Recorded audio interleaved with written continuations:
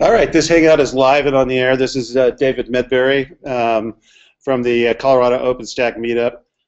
We've got William Henry from RedHat here today to talk about Docker. We've got about, I don't know, 15, 20 folks in the room. If you're joining remote and you want to connect live, let me know. Send me an email or text. Most of you know how to reach me. And but this will be available for later playback, which is the main reason that it's here. Is it coming in, William? No, IP. IP Babel. It said your name when I completed it, so it knew who you were. Okay. Otherwise, it isn't. Yeah. Oh, I see what you mean. Does it show it up? Yep. And then I'll come up. Have you used Hangouts before? Yeah, but not to share. Okay, I'll come over and help you. Just join first. Okay, well, yep, join. Exactly. And then sharing is this one with an arrow. You can share your whole screen, or you can share a specific window. So the desktop is your whole screen. You can just click that window That one there. and start screen sharing. And I'll probably. And if you click on this down here, you see what you're sharing. That's what I'm sharing. I just walked away from my desk. Okay, and I can change this as well, right? You can turn it on or off. It will go live with whatever's on that window. Okay, great. If you want to test it, like window and you back. Yep. And I'll verify it moving your clicks. So I see Docker project and Atomic Gear up there. And I think I'm going to see if there's anything over here as soon as I get to the right window. There we go. Yeah? Yeah. I see it. So if you change slides, or do you want to show that? Or switch. If you click that same icon, it'll turn off the share, and then you can share a different window. Okay. Well, I just dragged that over. I want to share that. Yeah, it's not going to share that screen. You're going to have to share individual apps or your whole screen. You don't have it. There's not in between. Got it. Okay. But I can. So I can do that. Look. Yeah. See. Okay. This is good. This is what I want. But that's not what's going out to other people. Oh, I see what you mean.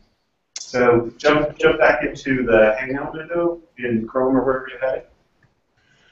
Okay. Yeah, click here. See, this is what you're still sharing. Yeah. And now that'll turn it off. And then I go back. Click it again, and it'll turn it on, and you can pick a different window. Got it. So now you can, yeah, that's okay. Yay! I didn't give you much of an introduction. Could you introduce yourself? In fact, I think I have a slide. Okay.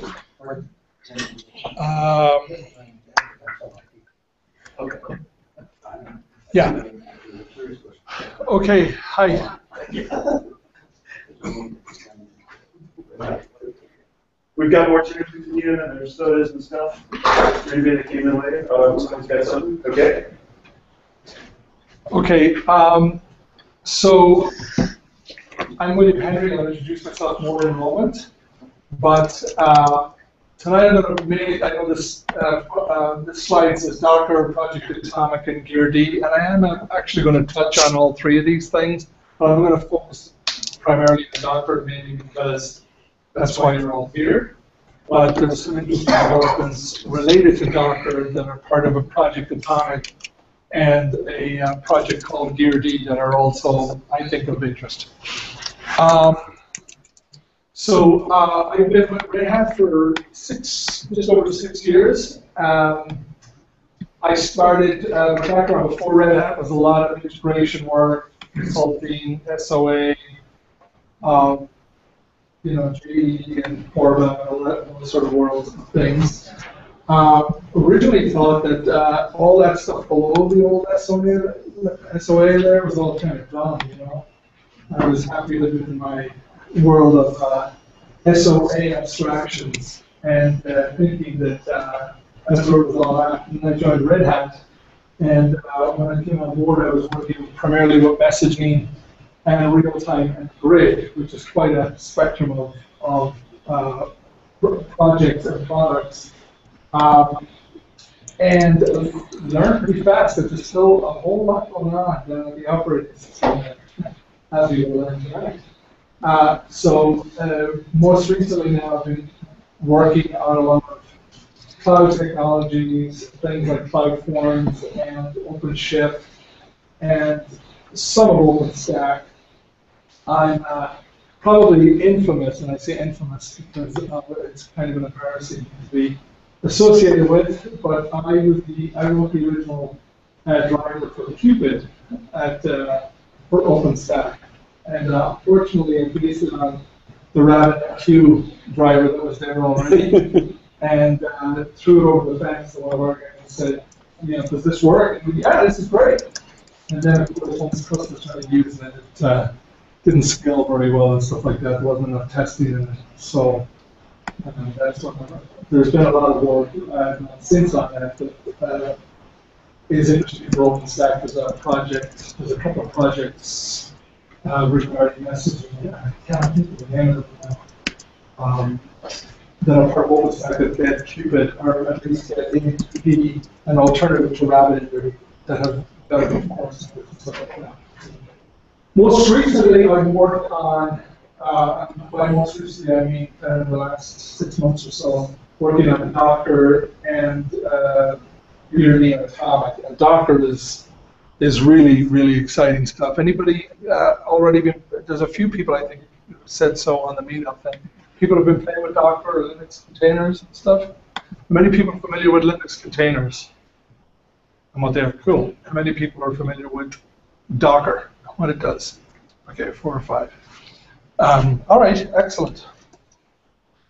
So primarily tonight I was going to focus mostly on Docker in terms of hands-on and showing some cool stuff or whatever. I might change the color of that screen, but it's too dark. You can tell me. Hands-on on Docker, I'll show some exercises. I do want to look at Unity. I'll just show you a quick example of that. Because it kind of, it's an abstraction layer above Docker. Well, I'll introduce that in a little while. And then I'm not going to try and pretend that I have done any real work with the OpenStack Docker integration work, but I do have information on where Docker meets OpenStack, and there's a few different places it meets it. And I can put up some information, and you can contact me afterwards if you want more information. But I can point you to the various projects that are getting involved and tell you where they are, some of the history and that sort of thing as well, right? Which is really Nova and Heat and Solemn. Nova and Heat. Okay, so it turns out Red Hat has been invested in container technology for a while. Right about here, we say in February 2005, we launched SE Linux. We'll see why that's important later. Then Google starts working with control groups in 2006. We launched Enterprise Linux 5 with integrated virtualization, KVM, and all that good stuff in 2007. Then we had OpenShift. I'm over here. Oh, wow, that was fast. The Systemd project launches. Again, we'll see why SE Linux and Systemd are important in a while. That's a very important project right there. C groups and Linux containers, the namespace part gets into Enterprise 6, Linux and Red Hat Enterprise Linux 6. OpenShift Online launched in May of 2011. That was a really cool launch. Very important for us because it kind of took us into sort of public a little bit out there on the internet. People with cloud as offering trying to do some fun stuff with it. When I joined back in 2008, I was talking about this stuff. So it only took 3 years to get a product out. But the idea here was you were able to go in. Everybody can use OpenShift. It might record audio better if you point your laptop at the screen so it can hear you speak. Okay, great. Hello? But I'm not listening to it. I just know, yeah, that's.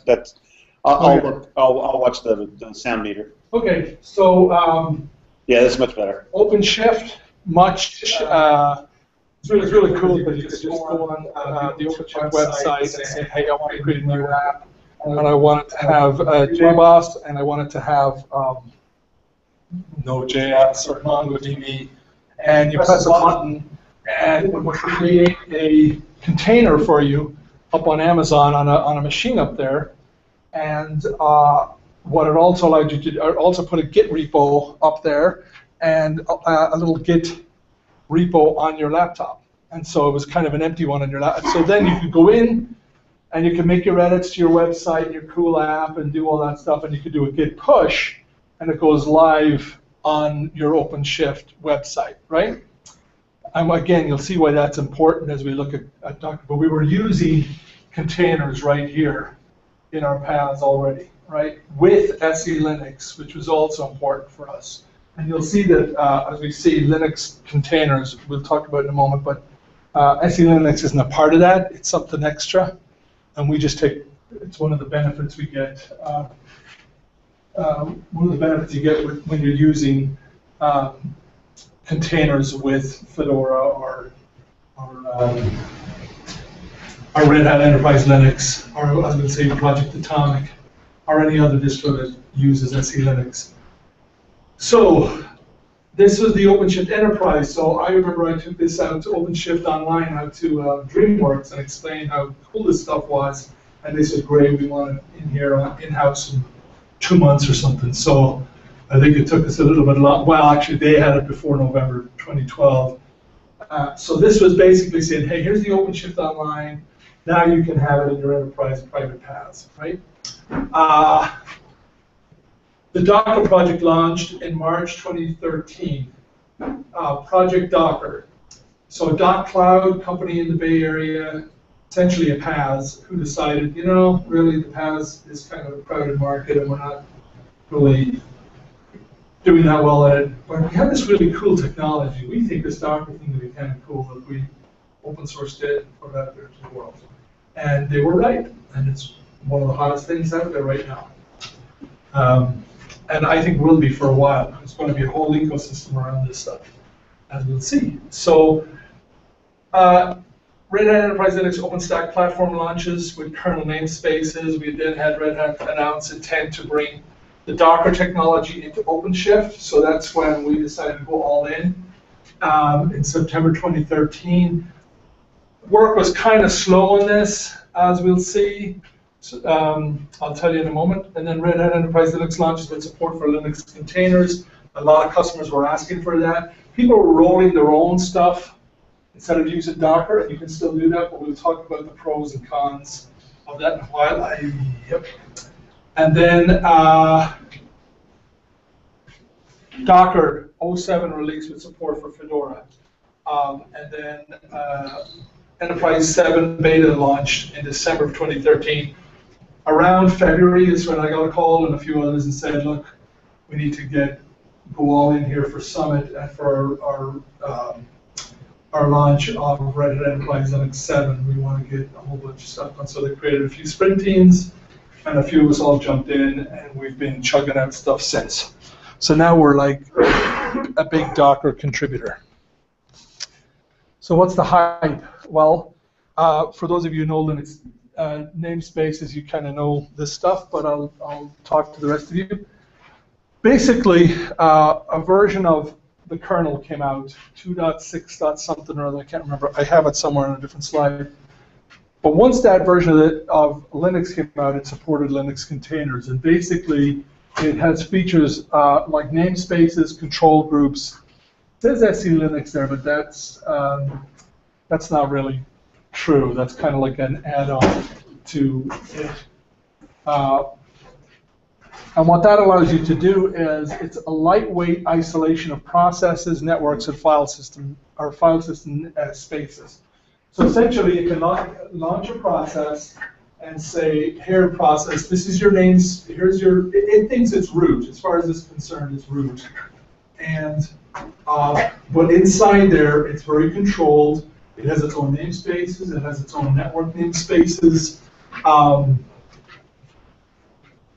And you can see how that's going to be very important for things like platform as a services, right? So when we were doing this stuff with just Linux containers with OpenShift, we're able to turn around and instead of giving everybody a virtual machine for their application, you can just cram a whole bunch of containers up on a single VM and then decide if it gets really packed and the performance starts hitting, you can just migrate the process over to a different VM somewhere.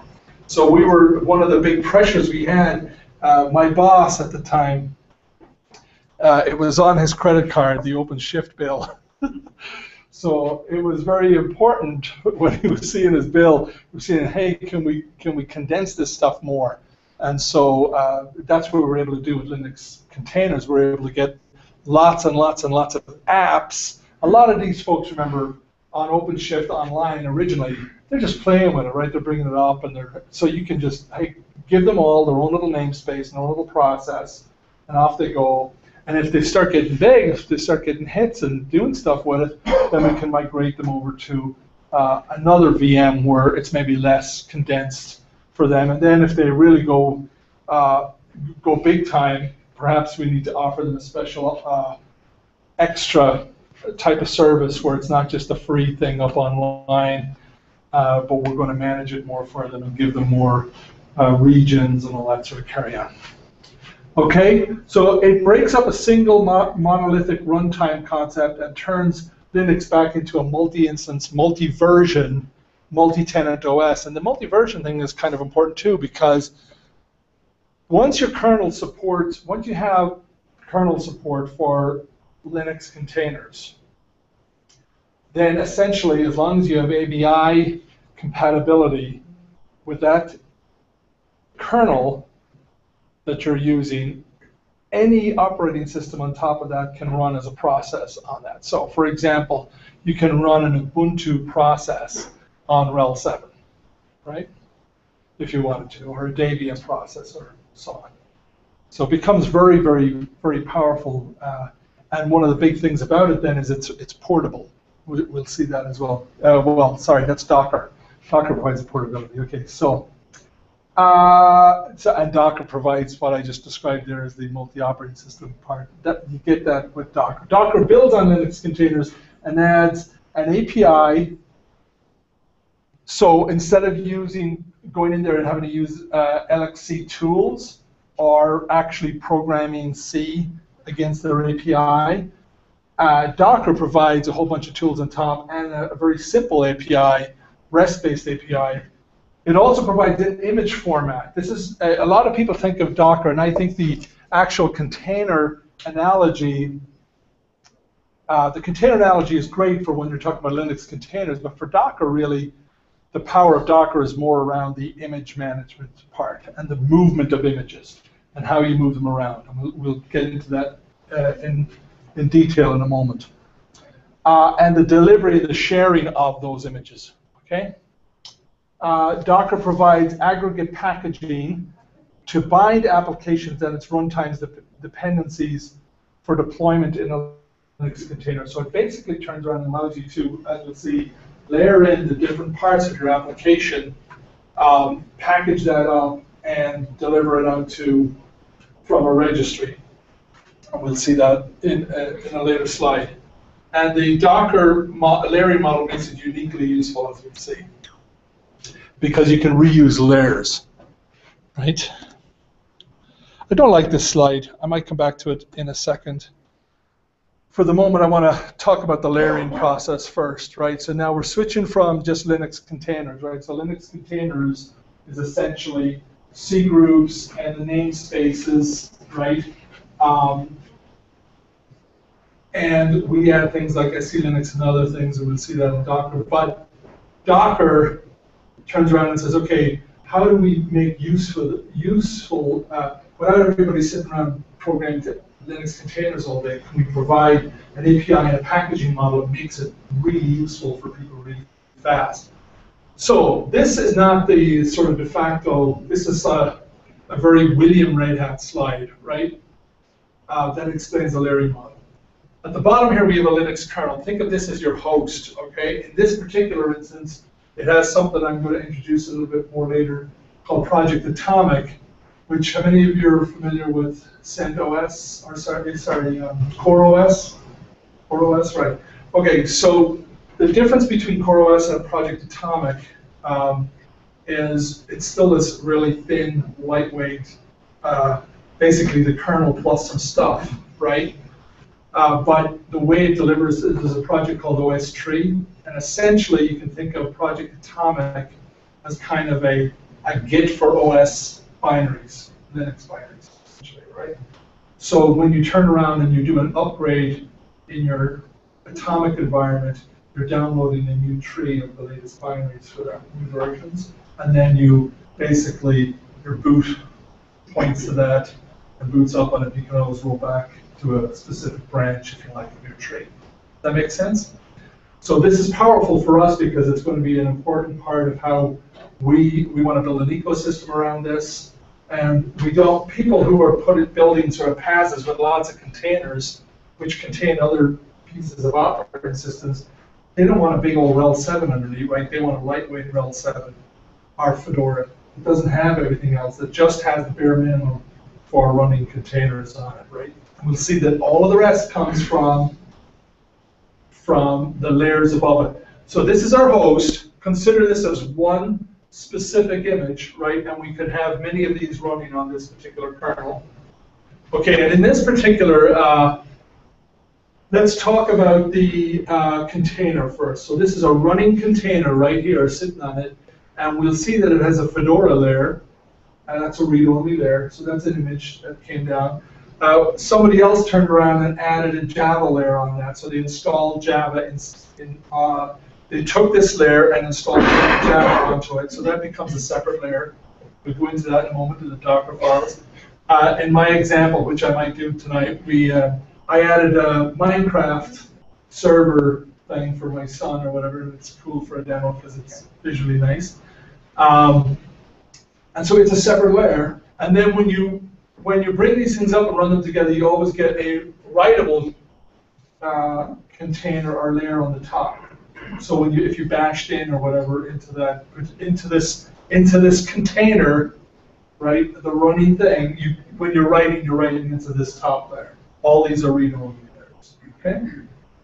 Now when you turn up, we'll see later, when you pull these, you actually get the 3 different layers. Because this is stored somewhere separately because someone else might say, hey, I want Fedora, but I don't want Java, I want JBoss, the full stack, and I want, right, a MongoDB layer as well. Okay? Okay, so that's the sort of running container, and it includes, it's the images. One image is made up of these layers of images, and it includes a unique ID for it, and a network configuration and resource limits on it. Okay? So, what are these layered images? The layered images are essentially tar files. We'll see now. Whether that changes, who knows? But at the moment, that's the way they are. Okay, and so when I turn around and say I'm building this particular image, which is layered, I'm going to have these 3 different layers here on it. And when I run it as a container, the top layer is always read-write. The base image may be on this kernel, which is Project Atomic, which is RHEL 7 based or Fedora based, depending on whether you go upstream or whether you get Atomic from when it's released later this year, the RHEL Atomic, if you like. This could be anything, as long as the kernel supports Linux containers, as long as this is ABI compatible with that, you're good to go. So for example, chances are you couldn't run a Fedora 7 here, right? Because it would probably be ABI incompatible with this. But anything that's above whatever kernel level the Fedora supports, then you should be good to go. I've run, well, mainly I'm just running a lot of Fedora 20 or Ubuntu or RHEL or whatever on my containers. Okay, any questions on that for a moment? I made this slide myself. I'm very proud of it. All the other ones had marketing people. The writable container persists, so Only if you. Great question. So we'll get to that too in a while. But supposing you go in here and you do a whole bunch of work, right, and you want to save that, we'll see you can save it, you can commit it and give it a new tag, right, and then that becomes a write-only, or read-only layer then, right, and then you could even, as we'll see, push it out to a registry where somebody else can download it. So for example, this is why this other slide is useful. So here's a slide where we want to build this, right? And so what we do is we get our rel base image, maybe that's rel 6 or rel 7. We add our platform layer, that's maybe JBoss or something on it, right? And then we turn around and JBoss, some ISV, independent software vendor. I know I was asked what that was last week. So somebody here in Denver who is a software company that deploys around JBoss, they add their layer on top of the JBoss layer, which is on top of the rel layer. And then there might be some customization of that at the customer site where they do something, and suddenly, boom, there's your full stack. You could actually save and commit that, and that could be the application image for this app at your corporation, that every time someone downloads it, they're going to get rel, JBoss, the ISV, extra bits, and the custom layer for your customer site, right? Everybody with me so far? I got a couple questions. Yep. And you might have answered these in your later slides. Yep. It's based upon something you were saying earlier. You were talking about OpenShift and some of the stuff you're doing with containers in that environment. You talked about potentially moving containers off of instances when it was too dense, right? Right. So is there some notion of kind of live migration capabilities on these? Well, Docker itself doesn't have that built into it, but that would be the other you'd have to add on yourself, whether it's OpenShift doing it, or whether it's taking a snapshot of the process and moving it across, or whether it was the way you designed your application. So for example, the way we would do it a lot of the times would be, and you'll see this in the GearD demo that I hope will work tonight. You may have, say, a MongoDB layer, a load balancing layer, and you have your backend layer, which is your JBoss or your Node.js or whatever application there, right? And we would make those sort of kind of stateless. And so you could always add a new backend to your application with, now this is the layer above Docker, okay?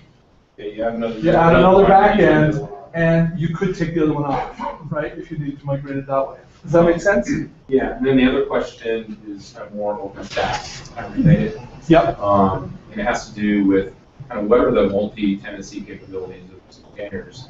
So in an OpenStack environment, depending upon how you're deploying it, typically a project or a set of projects within a domain could be considered a tenant. And so if you were talking about, going back to the OpenShift example, you're talking about lots of containers being housed on instances, right? On single VMs, say, yeah. On single VMs. So those were containers from multiple customers? It could be, yep. Okay. Or they could be multiple containers of the same app. And there could be a variety of flavors, and that's where the SE Linux stuff comes in as well. So I'm interested to understand how that plays in a OpenStack scenario. And I'll hit a slide on that near the end once. So, yeah, if you can, I know it's hard, but if you can wait for when I hit the OpenStack side, I'm going to build it up from here, and then once we understand the containers and the Docker and even GearD and what it tries to do, then you'll go, okay, I get it. And that doesn't mean it's done. It's by no means done, although there has been a lot of work done in OpenStack over in Nova for this. Okay. So this is something like what, for example, CoreOS has, right? They have the BitCD and big control clustering. CoreOS? CoreOS. Well, now CoreOS, you're going to see people deploying things like Docker on CoreOS. But CoreOS doesn't do this, right? Just like Project Atomic doesn't do this. Docker is what does it. CoreOS probably supports containers, Linux containers, just like Project Atomic does, but Docker's an extra layer on that. Does that help? Right, so and Docker is what will allow you to do the image management stuff and allows you to start and stop these containers. Oh, so what did I contribute to Docker? I wrote the man pages. So when you see how bad I looked at 2 of them today and I was appalled. The only 2 I looked at, I was going, oh my gosh, I can't believe I pushed that up there. So that's what I worked on. And I have once I finish with this tonight, I have a whole bunch of fixes to put into the Docker man pages. But there's some pizza over in the corner if you want, and then there's some drinks in the middle. Okay. And there's chairs over here if you want to, so they can probably handle it.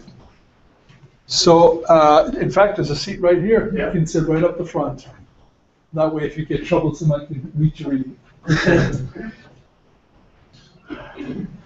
So I'm going to talk now about repositories, registries, and index. And I have a really cool diagram right after this slide that explains it all, but I just want to go through some text first. A repository is basically on the local host running Docker, right? And it contains the local layered images. Okay, so if I, as you'll see in a moment, if I get a Fedora image, and maybe it has a couple of layers there because there's been a few builds of Fedora on it or whatever, or if I get a JBoss image that has Fedora in it, that's where it's stored on the local host. So Docker is very host focused, okay? A registry is where your host, your Docker host, will pull an image from. Okay, and Docker I/O has their own public registry. It's like the de facto registry out there right now. There may be some, they host both trusted builds, which is good, so you can go up there and look and say, oh, this is a trusted Fedora build from the Fedora community. Or this is a trusted RHEL build from RedHat or something like that, right? Although I'm not sure where that's going to happen. They also have private images, so you could turn around and say, hey, I want to have images up there, but I don't want everybody using them. So you could pay them some money to host your private images up there for you and your organization or your partners or whatever it is, right? There are other public registries coming on board. People put them up all the time. The source is there to go out and build your own registry. In fact, I downloaded an image earlier today that is a registry with preloaded images for some demos. You can have a private registry inside your firewall where you decide, okay, we're going to host all of our in-house stuff right here on this private registry, but we can always pull from the public one as well, the Docker I/O one if you wish. The only big difference, oh, sorry, one other point. Someday, there's a lot of talk around federation. There's been no real decisions yet made on this. As you can imagine, the Docker folks are, fair play to them. They're very interested in kind of owning the sort of one registry to rule them all, right? And for federation, they may want to, I'm not sure on this, but they may want you to always go through theirs to find some other registry or whatever. But there's also talk of being able to turn around and say, hey, give me this image, and it would go to your own, say, private registry first, then it might go out to some public registry that you favor with a partner that you have, or then it might go, as a last resort, out to Docker I/O. How that's going to work, it's still all being worked out. If you have any thoughts on it, you can go out there to the Docker community and tell them what you think. But obviously, that's one area where there's a lot of discussion right now at the moment. The other area is the only place that you can have an index right now is at Docker I/O. And an index is essentially a searchable place to find the images. And they haven't open sourced that stuff yet. And I'm not sure why, because really it won't take long for somebody else to probably write something like that anyway if we wanted to. But that's where there is, like for example, if you download your private registry right now, you kind of have to know the names of the images in it. because you can't search it that I know of. You might, I still have to, I haven't played with it yet enough to try to figure out if there's an API that just lists everything and then I could do a search on that or whatever. But right now, this is searchable, index.docker.io. Does that make sense? So you can go out there, by the way, and you can say things like, well, I can show you that later, but you could say Docker search Fedora. And you can even say Docker search Fedora stars equal 3 or something like that, or star 3, and it'll give you all Fedora images that are ranked higher than a 3, or 3 or more, 3, 4, and 5 or something. This is pretty much applies to even other things like backend, for example. So here, how is the licensing thing is managed, right? Because you're pushing a lot of binary stuff. Brilliant question, and we will. Let me digress on that right now. Okay, so let's go back really quick to this layered image thing, because it's something we're trying to work out for our customers right now, right? How do we allow them to do RHEL 7 entitlements on RHEL 7 in this sort of model, right? Because how does it work? Let's say this is RHEL 7 here. Is the entitlement going to be in that? Because then they're going to distribute it all over the place, right? So we're working through some stuff right now. We have we did a prototype a while ago and discovered, for example, that even if you inject them in temporarily and pull them out so that people are breaking the rules, when you're building images, there's also each. You'll have to digression. We'll talk about Docker files in a little while, and a Docker file is kind of like almost like a script for doing a build for Docker. There's two different ways we'll see how to build a Docker image, but one of them would be to use a Docker file. Every time you have a line in that Docker file, like an add line, add this file into my image, or add this, or install that, or run this, you know what I mean? Every time you do that, you get an image layer.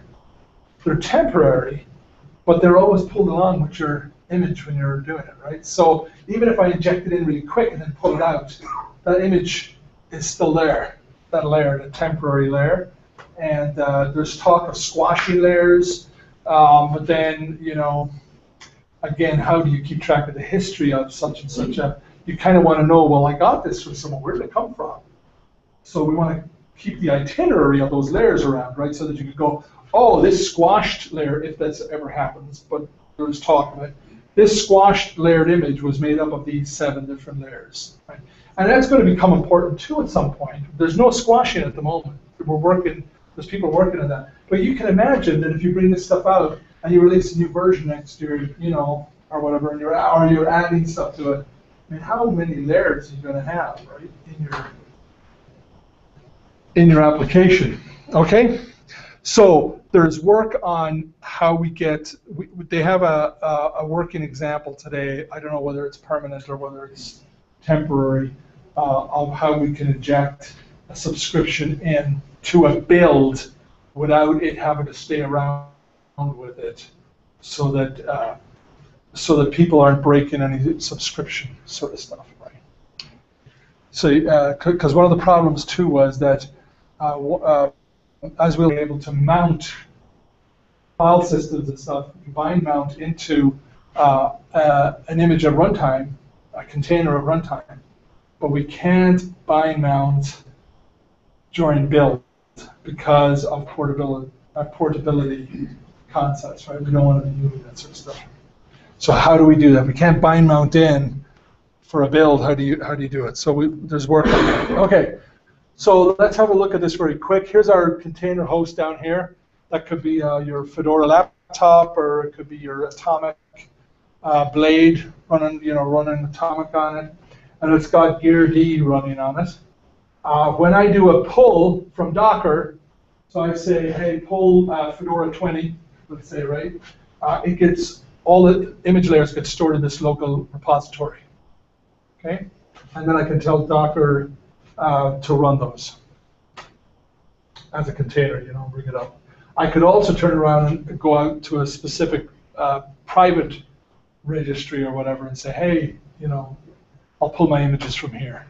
And likewise, if I modify C1 here and I add some stuff to it and I decide, hey, this is a really cool image, I think I'm going to save it. I can save, commit it, and then I can push that up to my private registry or the public registry. By the way, today you just, you get an account and you can do this. You can store all your images up there. Docker don't mind. They'll store them for free, I guess, for a certain amount of time, for a certain size. And this is a wonderful blank slide. Okay, so this is where I'm going to break off in a minute and start showing some stuff. The type of things we can do: we can pull an image from a registry, or we can build our own images using from a Docker file. We can, as I said before, though, remember this: that's one way of building it. That's kind of like the right way to build it, okay? But you could just run your Fedora 20 instance, go in a bash shell to it, and say, hey, yum install this, yum install that, modify this, create this directory. You could do all that sort of stuff, SCP stuff up into it, and then you could turn around, yeah, it looks good, and then you could exit out or save it and commit it, and you could build it that way. Then you don't really have a kind of a nice inventory of what's in there, right, that you get with the Docker file. And with Docker files, you can give them to people and say, hey, here's a Docker file for this, and they can go, oh, that's great, that works good for Fedora 20. I wonder what I would have to do in Ubuntu to turn it into an Ubuntu container, right? So for example, when I was building my Fedora Minecraft Docker file, I was able to look at somebody else's Ubuntu ones, which were really, I don't know why the people who said, it wasn't the Ubuntu part of it, but there was a lot of complications that I don't think needed to be there. Okay, so you can run your container, I should say there, and you can run it with various different options, and we look at some of those. So for example, we can bind ports, right? So your host port to some port that you've exposed in your container. You could mount volumes, mount them into it. There's a few different things we can do with the run command here. TTY stuff, and tell it whether it's interactive or detached. There's a whole bunch of different things. Okay, you can link images so that they can communicate. So for example, I could expose a particular port, or I could expose a particular port that's going to be used by another application, and I could link those two together. That's how you would turn around and take from a single container process and turn it into apps. And we'll see that Gear D is something that tries to automate that. Probably we're going to see some stuff out of Heat that's going to try to do some of that sort of thing as well, right? We can commit, which is like create a new image from the changes that you have in an existing one. You can tag, which is just essentially renaming your image. Tag is kind of really badly named, because tag in this sense means means the generic sense of tag, like renaming it, right? Giving it a new alias or whatever, right?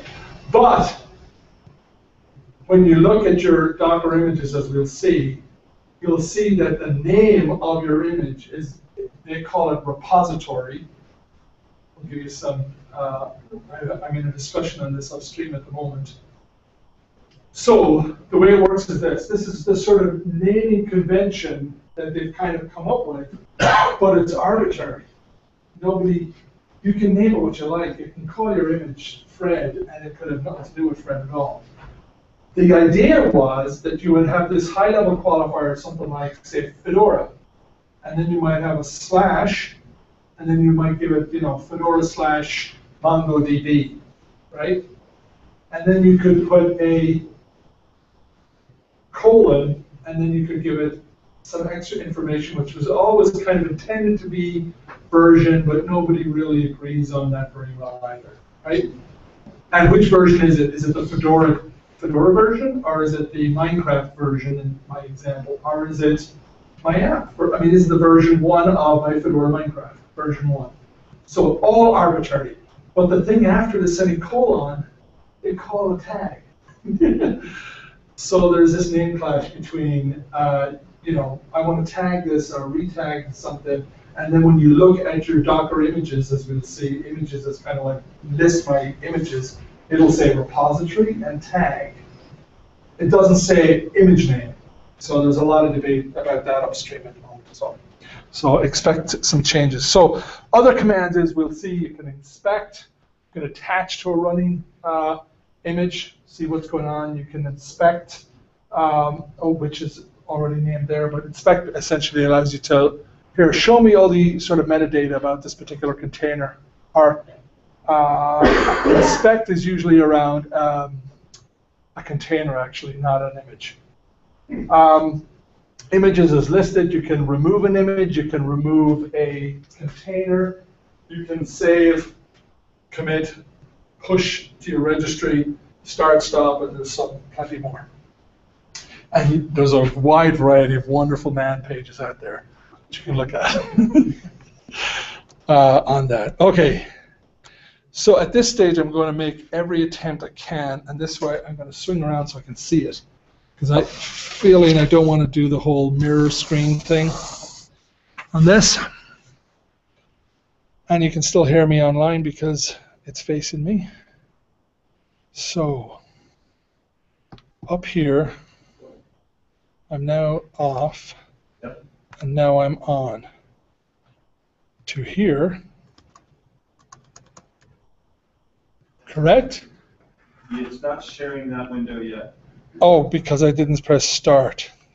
Now what I'm going to do is I'm going to try to resize this.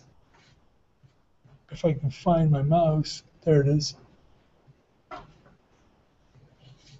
I hate this touchpad because it's not until I never use it until I go on the road. And then when I get on the road, I go, why didn't I bring a mouse with me? I'm going to try to make this big. Okay, so one of the other things we've done, and you'll be surprised by this, as I am, is we also have decided that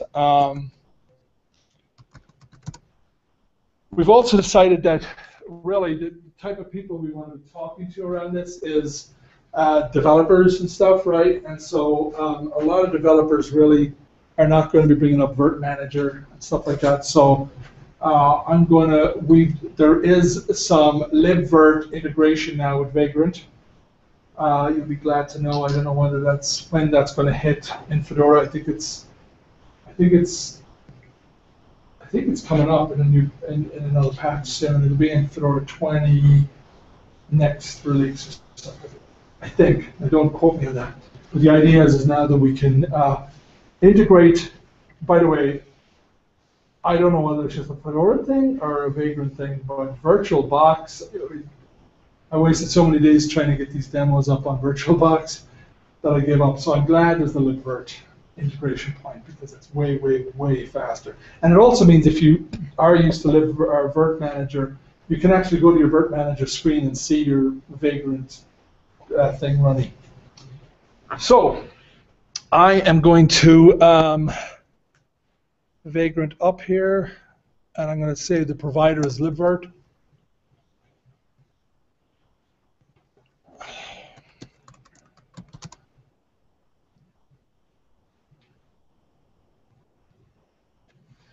And so this Vagrant image that I'm bringing up is Project Atomic.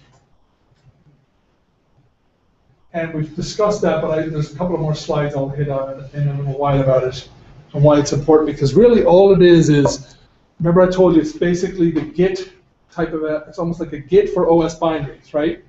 And essentially, all it is the kernel plus Linux containers plus SE Linux plus Docker plus GearD and plus something else that I cannot think of right now in my head, but it's on my slide. But essentially that's it. There's nothing else to it. There's no more. I think Git might be in there for developers at the moment and stuff like that, but really it's stripped down. And the idea is that, again, primarily it's going to be a deployment platform and maybe not so much a developer thing. But it's really nice that you can bring up a Vagrant Atomic instance and you can go in here and you know that you've all of what you need and nothing more, right? It's just basically the kernel and this stuff. I'm not going to go into it much, but there's a few other commands that are, you see the OS whoops. Oh no, it's RPM. So even though it's, oh, am I out? It didn't come up. Please tell me it came up. Oh, I have to vagrant to SSH in. Whew. Man, I was panicking there for a second. I'm going to try to turn this light down, if that's okay. Is that this? I have no idea. It looks like it's TV. Must be this one. Is that one? Maybe I'll.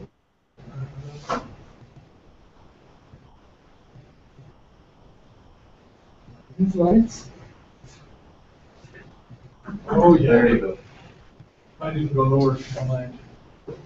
Sorry, I should have probably. This is like one of those movies, right? You know what? Maybe I can try and change this to the white on. That's fine. We can see it. You can see it? Okay, so I'm now in my vagrant host, okay? So let's do a man Docker. And here's the, so two things here. Docker can be run as a daemon. When we run it through systemd. Everything we do right now is systemd, systemd, systemd. Everything is a service. By the way, why that's important too is even one of the things that Geard does for us is it takes Docker containers and launches them as services as well. And so they're fully integrated with systemd, all of your services, all of your application services, right? So even though here it says Docker and it'll tell you down here with the -d, the small d is for wherever it is. Is enabled to Middle stream. Yeah. Essentially, we usually start it as a service and not this way, but that would be one way of doing it. So there is that daemon process that you saw there. And then down here, you see a list of all of the different Docker commands that you could do, and there's quite a lot of them, and that was a lot of man pages. I started in man page format, and I gave up and did MD Markdown and converted them. Okay, so let's do a Docker pull of Fedora 20. Okay, and this may take a while.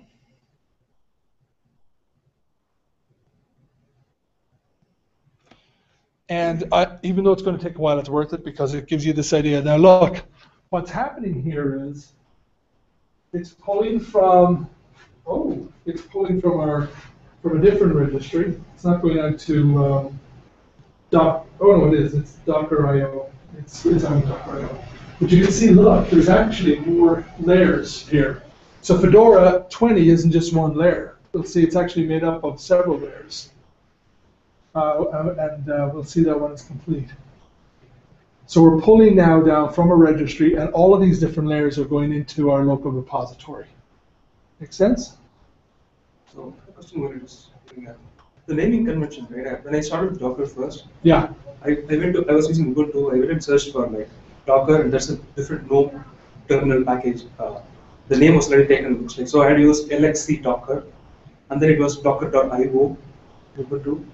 Is it a? Oh yeah, it's Docker.io at Ubuntu simply because of the name collision. There was an earlier package in Debian and Ubuntu called Docker, and they can't take over that name. They had to use the Docker. We were the same.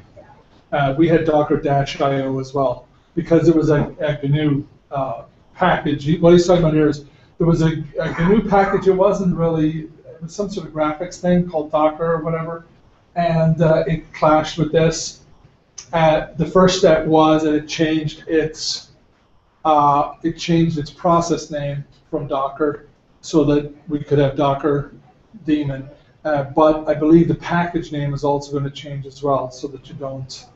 You'll just be pulling Docker and not Docker-io. Good point. Glad you brought that up. So this is up now. So let's have a look at our Docker images. Now you'll see there's actually a few more images here that I prepared earlier, as I say, for a demo later on Geard. But let's just look at the Fedora ones. And we'll see, here's the Fedora 20. Here's the tag I was telling you about, right? See, and it says this is a repository. And right now, this Fedora, I just kind of left it the way it is, right? It's not Fedora /HTTP or Apache or anything, it's just Fedora. But the idea was the upper layer was kind of your repository, so all things Fedora. You could have JBoss /EAP or JBoss /Camel, where it's got integrated Camel or something. Right? Does that make sense to you? So the upper level was kind of repository, and then a specific image, and then some version number at the end of the, behind the semicolon, which is the tag. A lot of people use latest behind it here, but we can see here's all of our, here's the images. Some of these are named. There should be another, some of these nuns are actually layers of the Fedora part. Unless that got cleared up, because when I used to download, oh no, if you did pull Fedora, you get Fedora 20, Fedora latest, Fedora rawhide, and you get a whole bunch of them. So it's useful to tag, right? Maybe I should I go, can you all see very well, if I went Control minus here, can you still see that, or would you prefer it higher? Because if I do, you can see it? If I do it like that, then it might help with, it helps a little bit more, right? With that. Okay, so we've pulled it down, right? So let's see, Docker PS, is there any processes running right now? Oh, apparently I still have some stuff running. That's cool. So I have a few. Now, the other thing too is this actual ID is actually much larger than this, right? And we can, I won't do it here, but when you're doing commands on it, I'll do it in a moment when I do an actual container ID, but you don't even have to use the whole thing. You can just use the first 4 characters or whatever. For example, if I wanted to do a Docker RMI, I could get rid of that really quickly. So that was Fedora done. So let me do a Docker run. -I is for interactive. Oh, let me do this first. So Docker run -I -t Fedora 20, and I'm just going to run bash. And now I'm in my container.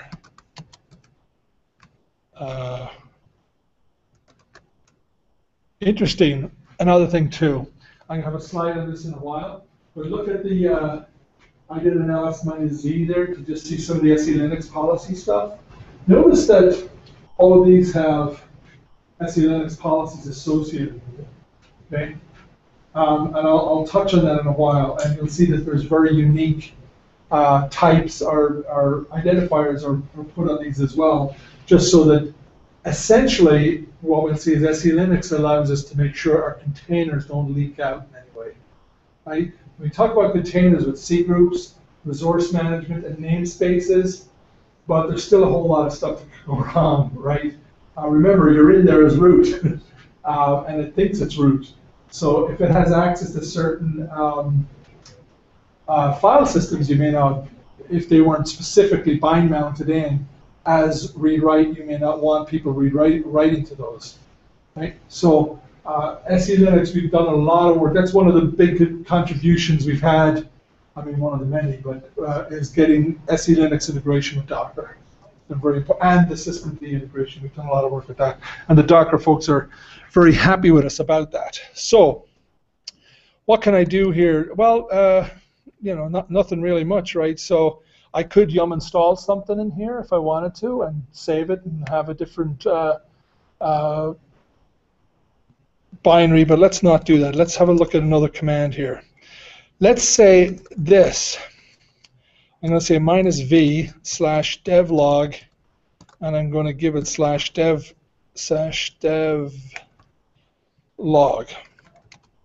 So what I'm doing here is I'm bind mounting the host's devlog into the container's devlog.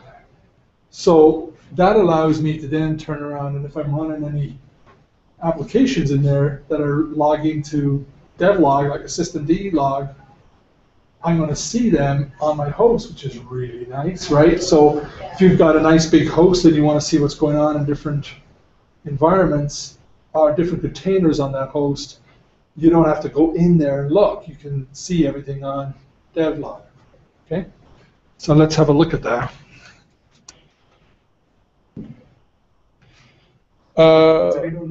Wow, this happened to me just today.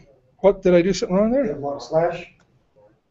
Oh, dude, I was seeing the same error as that earlier on Fedora, but it was legit because I had corrupted, I think, my var. Oh, that's another point. Somebody asked me on the last meetup I did this, where does all this stuff go when I'm running container and stuff like that, right? And I will show you in a moment, but essentially the directory you care about is on the host is varlib docker, okay? So in varlib docker, underneath that you'll see some containers directory and all that sort of stuff, and in there you'll see UIDs, essentially, and then when you go in there you'll see the actual directory structure for that particular container, right? So one of the things, for example, in Atomic, are perhaps any of your systems that you want. Let's, for example, think I'm building a cloud, right? And I'm going, well, you know, I don't want a big, huge RHEL 7 thing. I just want this Project Atomic or Core OS or something like that, right? You could turn around and have this nice little slim down image, right? And then you bring it up and you discover you don't have any storage in varlib docker for all that, right? So one of the other things you may want to do is for your host, the host that you're going to put the stuff on, is to make sure that you provide varlib docker plenty of mount space. So you just bring down docker, you know, the usual stuff. You guys, it's old hat to you. Okay, so now I'm in, and if I say logger,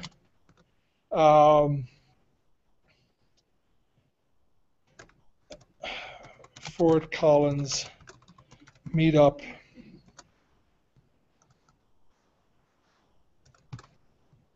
like that, right?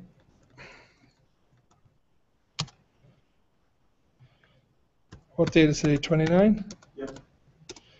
If I exit and I do journal CTL grep Collins, I have to put an sudo in front of that, and this will happen to me all night long if you see me doing it.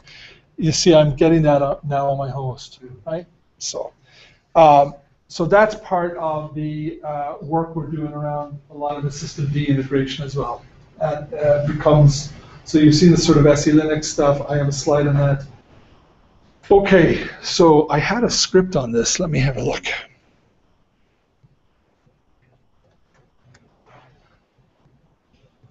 So I brought it up. Oh, yeah. So let's do this. Docker inspect. Oh, actually, first of all, I need to do Docker PS.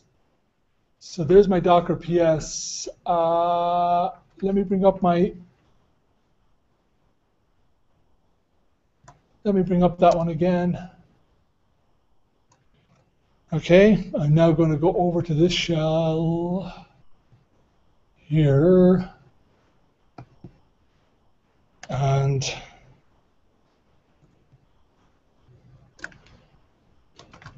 I'm going to vagrant SSH in.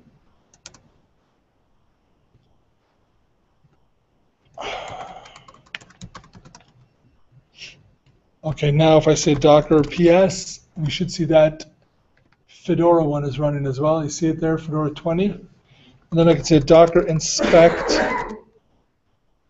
5B1A, right? That's the ID. So now we see some interesting stuff here. We see the mountable label for the SE Linux stuff. We see that we have fine mount of devlog, nice there, right?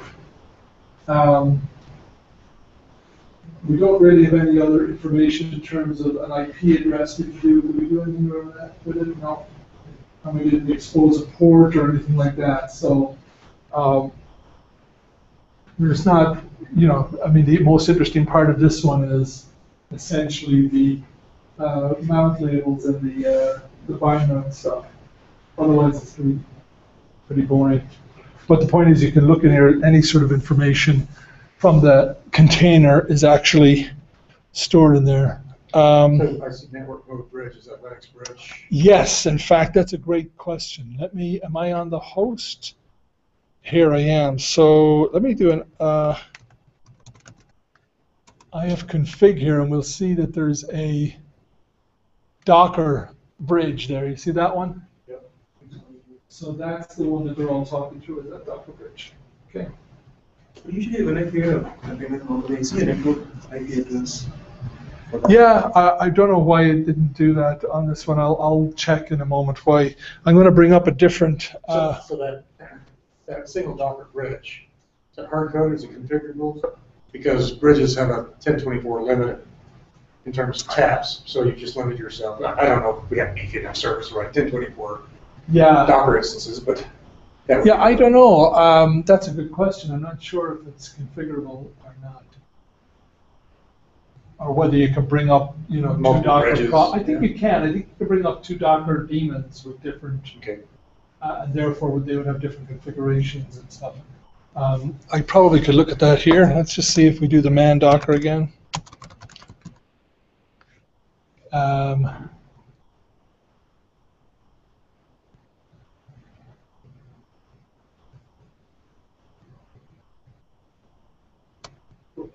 Does it say anything there?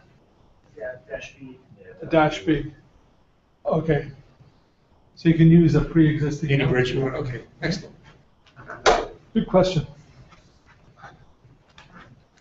It's Okay. important if we think about integrating this with Open vSwitch or something like that. Right.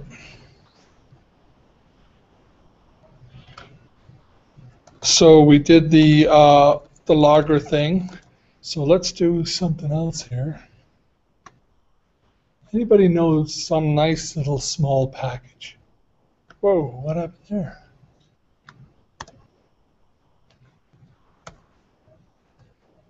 Where am I? There we are.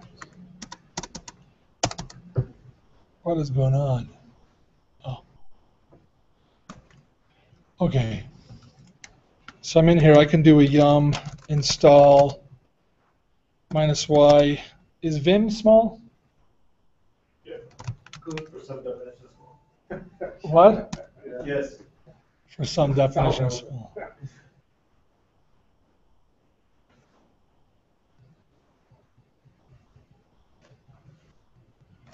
So that now is actually going to try and go. This will be interesting.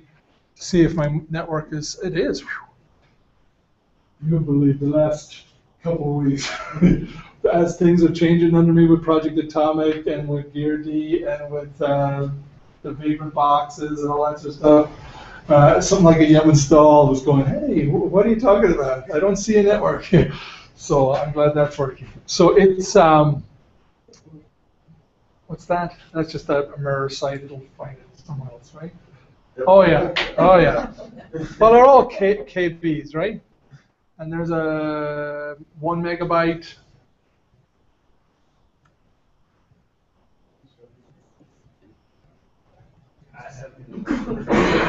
Okay, so while it's doing that, this is now adding this into that writable layer, right?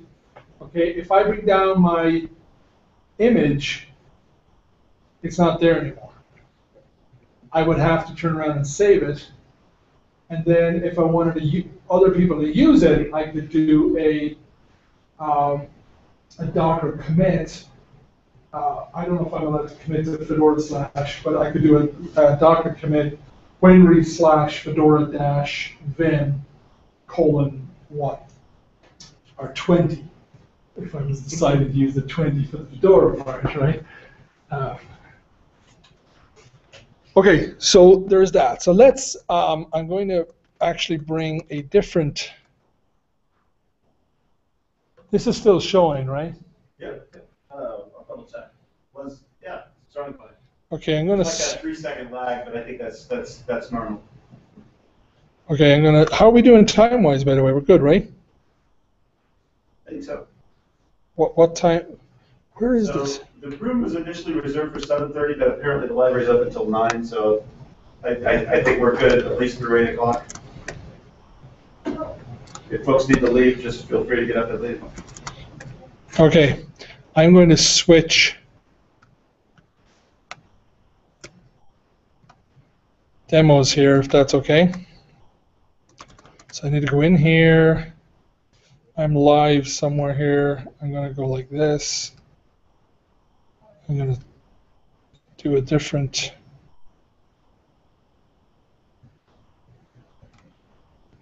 No, not my desktop. Not that one either. You know what? I'll use the same share. I'll use this one.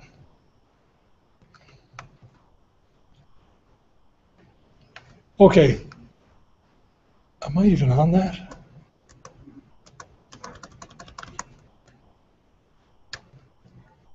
Okay. Am I here? I am.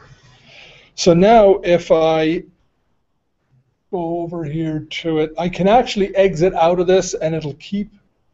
Oh, I hate this. Mouse. Where am I? Okay. If I exit out of here, I think this still works. No, I won't. I'll go up to. Can you see my mouse anywhere?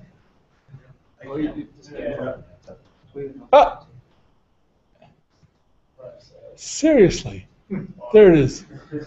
Okay. So if I say Docker PS, there's my Fedora image, right? So I think I can go Docker save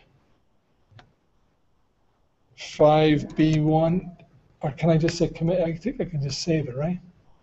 Yeah, I use a keystroke. If you do Control P, Control Q there. Hey, hold on, man, Docker save. Save an image to a tar archive. Oh no, that's not what we want. What we do is we want a Docker commit. So man Docker commit. This is where we want to create a new image from an existing one, right? So we're going to do Docker commit -a -m. Oh, by the way, look at this. This is one of those I found. Looking at this today, I go, really? The only example I have is a -me, and by the way, a $A. So let's just, so me, I'd give it the container and then the repository and the tag. Okay. So Docker commit the container, which we're going to say is 5B1A. The tag, right? And then the repo. So we're going to call this Wenry/Fedora-Vim:1, and we're going to, that's it, right?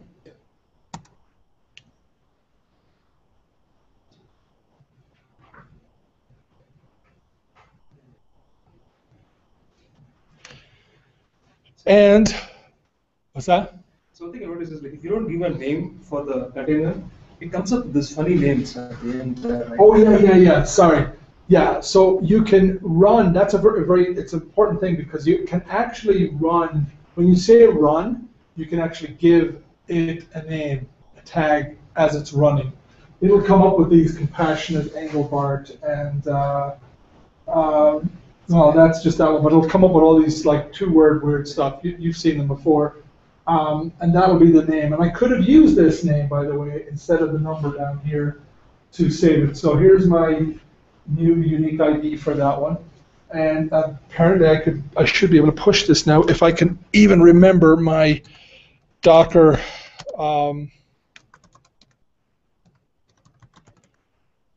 Docker login. So to the repo. Let's see what'll happen. Oh, they're disabled on the beta. Okay.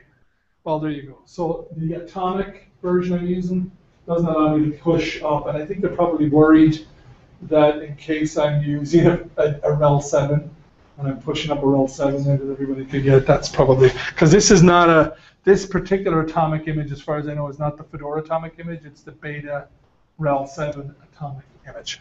So that's why it's disabled on there. Okay. So on the host OS, does each Docker container show up as a single process?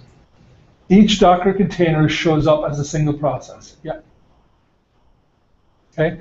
Oh, you know what? Hold on a minute. Oh, let me see. What have I got on this? Oh, no good. Okay, I'm starting a new terminal here, and I'm going to go into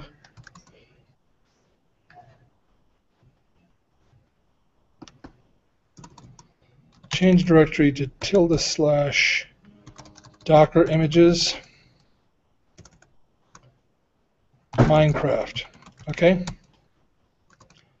So we'll see this because we haven't done a Docker file yet. We have to do a Docker file. So here's what a Docker file looks like. This is how I'm going to build an image. Okay. So can everybody see it? Or do I need to make it bigger? I can make it bigger actually. Let me just make it bigger. Yep.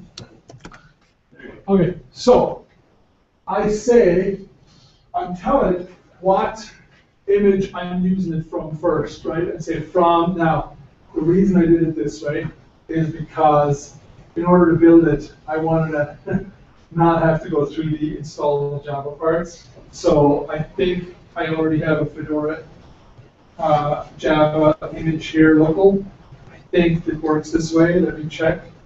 But the point here is I'm going to use a Fedora Java image. So it's a Fedora with Java installed. Maintainer, you just tell them who you are or whatever, right?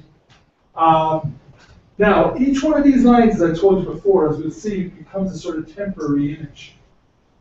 And we'll see that if you do Docker images -a, it shows you all those sort of temporary layers that you don't see in the formal layers, right? So when I do a run, that's why, by the way, we like to concatenate, or put semicolons and try to get as much on the line sometimes as possible. But then I'm going to make directory Minecraft. I'm going to add from this directory the Minecraft server jar and into this particular file, right? So the server jar is the actual Minecraft application server. So the way Minecraft works, for those of you who don't know, you buy a client, like $28 or something for your Mac or your PC or your Linux box or whatever it is, and you get, for $28 you get the client. And you can play local with that, or you can, once you buy it and register it, you get an account and you can essentially join other Minecraft servers that are registered. Minecraft's kind of like Docker. Right? You have to go through Minecraft to get stuff, right? Okay. So, so then what we're going to do though is we're going to bring up our own Minecraft server and we're going to attach to it. So in order to do that, I'm going to have to expose the Minecraft port, which is 255.56. I'm going to give it a work directory, and then I'm going to say, here's my entry point. Is going to be, I give it essentially, I'm saying, here's the jar file you want, and here's some of the sizes that I need for Minecraft to go. Okay, so we've seen how to yum install stuff inside a container and how to commit that. We've seen, well, we haven't seen this stuff. So let's see what this looks like. So, Just please, my son is waiting. Oh. This crap up on that server really needs this. Yeah. And boards. Yeah, your Craft Bucket is better than the one I'm using. Yeah. So by the way, one of the other cool things about this little command here, for those of you who can see it, why it came up, I'll explain, is when I was doing the man pages, for example, when I switched from man page format to Markdown, I needed to be able to convert that into man pages. One of the tools out there from some professor at Berkeley, which actually has a couple of flaws in it for some bizarre reason. But anyway, for the most part, it works great, right? Just a couple of the formats don't work out right. But RHEL doesn't have Pandoc. This is the app, Pandoc. It doesn't have Pandoc. So how are they going to build a man image? How is anybody going to build a man images, right? So I built a Pandoc container. So now it doesn't matter on Fedora. So now it doesn't matter who. what version you're using, as long as you have Docker, you can generate all the man pages and any other, by the way, documents from the Markdown that you want. So in the Docker contrib man/md directory, there's a whole bunch of Markdown files. And a Docker file for the pandoc, by the way, and a script that basically turns around and says, for all the Markdown files in here, run them through the container, the pandoc. I manage the directory, and boom, they all get generated. So it's kind of nice, right? You can start doing this for other stuff. Things that you don't want to install on your box because you're afraid what it might do to your laptop or whatever, you can just turn around and create a container for it. It's nice and contained. It's not going to break out and bust stuff on you. Just an aside. So do we have another? Tell me, do I have another one? Oh, there it is. So let me just add a different tag to this, just in case. Let's say new here, right? So what I'm doing here is I'm saying Docker build.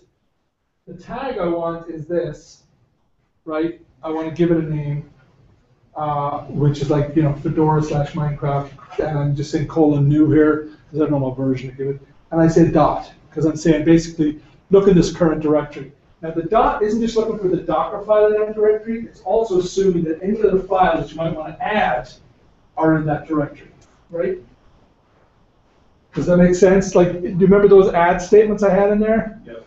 Well, I don't know if you saw, but when I did an ls earlier, you can see it? Yeah, you can see there's the server jar file, right? Oh, okay. Yeah. Okay, so let's build it even though I think I already have it built. If it takes too long, yeah. See, this would normally take forever, right? Well, because it's going to yum install this, and then it's going to do a whole bunch of things, right? But I had it already prepared. But you can see it essentially step 1, or step 0, the from statement. Step 1, the maintainer. Now, each one of these is telling you, look, here's a layer, here's a layer, here's a layer, here's a layer, here's a layer, here's a layer. Are they the real layers? Well, we'll see that they hang around. They're part of the build. So when I turn around and push this out, it actually has to send all of those things back up there. So let's do a Docker images, and we go, well, William, I don't, of course I have to do, on this machine I have to do this. So here you go, well, William, it's not, where is it? There they are. So you see the new here? You go, well, yeah, I don't see all those images. Okay, but if you do a Docker images -a, it's a different, there's a whole bunch of other nones. You see that? Where there's no name on it. Look at that. So can you ever reverse map back to that manifest of what those layers You could, because each one of them has a unique ID. Oh, I know that they have a unique ID, but can you ever go back to that one was young, whatever step in the list of things to do? I don't think you can do that yet. There has been talk of it. There's also the idea of how do we squash it. In other words, once I'm done and I go, yeah, I'm satisfied, and then I do a Docker -a and I go, holy cow, I have 25 layers here. I don't want that. Can I turn around then and say, okay, squash it? And what does that mean for things like subscription management and entitlements? Yeah. There's a whole bunch of this. It's all great fun, but there's a whole bunch of other issues. It's like every software thing you've ever seen in your life. The hello world thing is great. And then everyone goes, well, what about this? And what about transaction? What about security? And suddenly it grows up into a big, mature mess. So each layer has its own UUID. Yeah. Can you create a container and pass it the UUID and build it based on? Nope. Not that I don't think so on the temporary ones, but for example, on the discrete ones, I know obviously you can because they're named. So I'm trying to understand what the purpose of keeping all these separate They ones. want essentially a full historical, you can turn around, and it makes sense. I mean, if you're like a security group, right, or whatever, or you're a bank and somebody says, here's an image, you may want to go, well, hold on a minute, what's the itinerary of that image? Where did it come from? Or were all the steps that were involved? Because somebody might have done an add my hack that downloads millions in one layer. Oh, here, so this way you can turn around and go, I know exactly what's happened. And what the talk is that with Squash, it'll squash it, but it will maintain the full itinerary. So there's a path to using like the UIDs as a, so with package manager, you have dependencies and provides and requires. Can you do that same thing with Docker? So that I can require all of those IDs in something I rely on? I think you'd have to build that as another layer on top of Docker right now. It's like your Minecraft layer. Usually it requires a Java layer. I don't care whose Java it is. Or I do care. Right, yeah. I'm a bank and I do care what Java layer is. Well, remember, the whole thing comes full, right? Do you know what I'm saying? When you get your thing, it all has to bring down all of the images, or it doesn't, all of the layers, or it doesn't work. So it's not going to be, once it's added, it's in there. It's not a requires. Right, but it's the whole layered model, right? If I'm working at layer 3 and I'm using these two guys, layers above or below me, can I make it depend on his and his? That would be just your, well, remember, you're only getting one from statement. And that from statement is going to be a name. It's from wherever you start, whatever your base is. Yeah. But you can build new bases. So you can say, like I just did with the Java one, the Java one there. I had a Fedora 20. I then turned it into a Fedora/Java, so that I could turn around and build this without having to go out and do it all again. Does that make sense? I understand what you're saying, but I'm still trying to get to that traceability for the end result. So what because you're saying generically from Fedora 20. But oh no, but you can get that. That can be a very specific name. No, I mean that Fedora 20 is a specific Fedora 20 instance at Docker.io. In other words, I could have a nomenclature that's very specific there. I want the William Henry Fedora 20, okay, right? From William Henry Fedora 20. As of that day. Colon that day, or whatever. Do you see what I'm saying? You could be very specific there on. Now, people could turn around and mess with that on you, but then that's your. I mean, that's outside of Docker. That's going to be where your organization tracks how they're giving things names and making it right. But essentially, you can load that up with as much information as you want. This is the Fedora 20 build that came out on 5/29 at 8:23 p.m. That's the one I'm using because I know the one earlier had a bug in Docker that I patched or something. Do you know what I mean? Does that make sense? So you can turn around and say his layer depends on his layer specific version, and that your layer depends on him. Then when you do it, I mean that's where it is right now.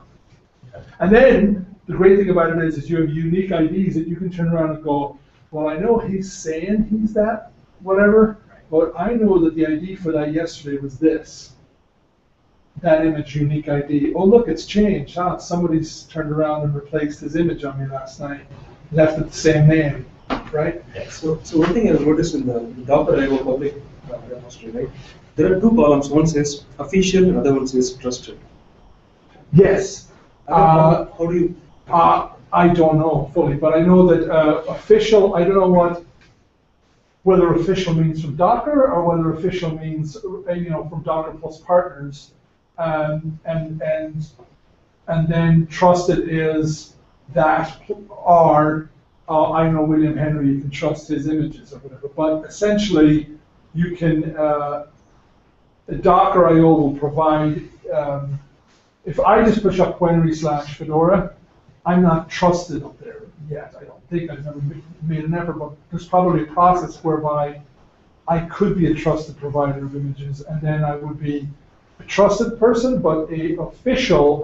That would be things like officially from Ubuntu, officially from Fedora, as opposed to William Henry's Fedora, which is trusted, but it's not official, right?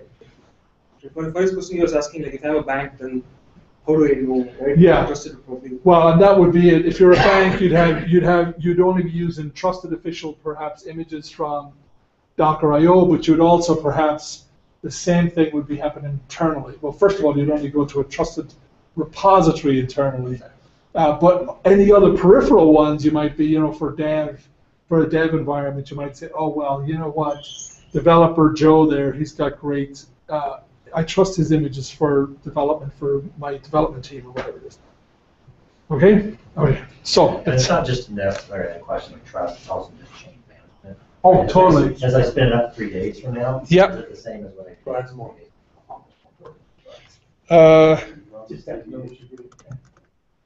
I just want to see. No. Oh. If I do an SU inspection.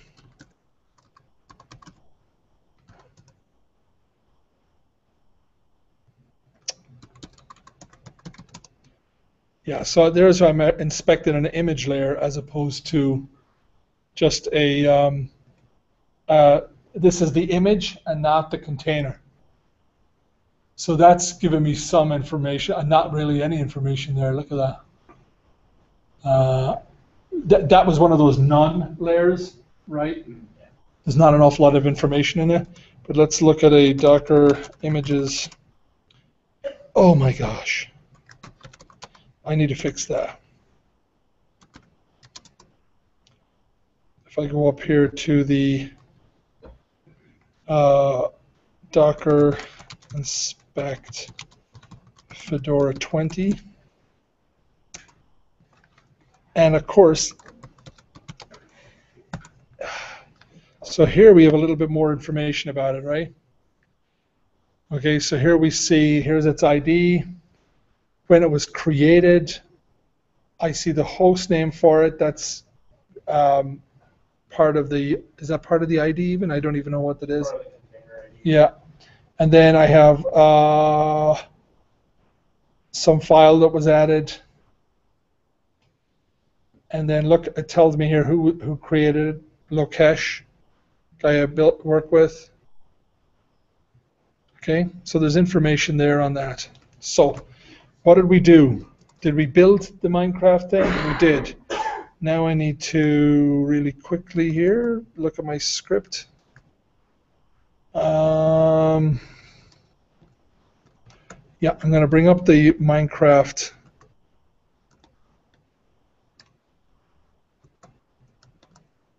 server. Okay, so that's Docker run. I'm going to do it in -D mode. Okay. In fact, let me just do it this way. Control-R Minecraft. Okay.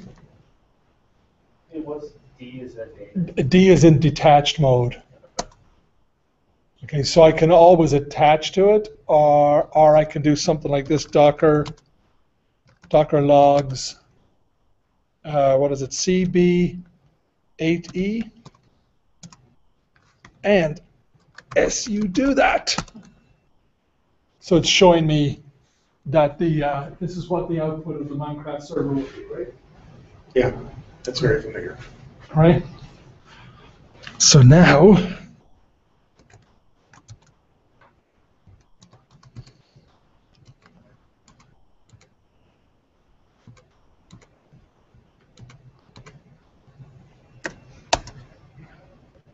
hopefully this works. I haven't run this since last Wednesday night. It's coming up over here. So when it brings up the actual,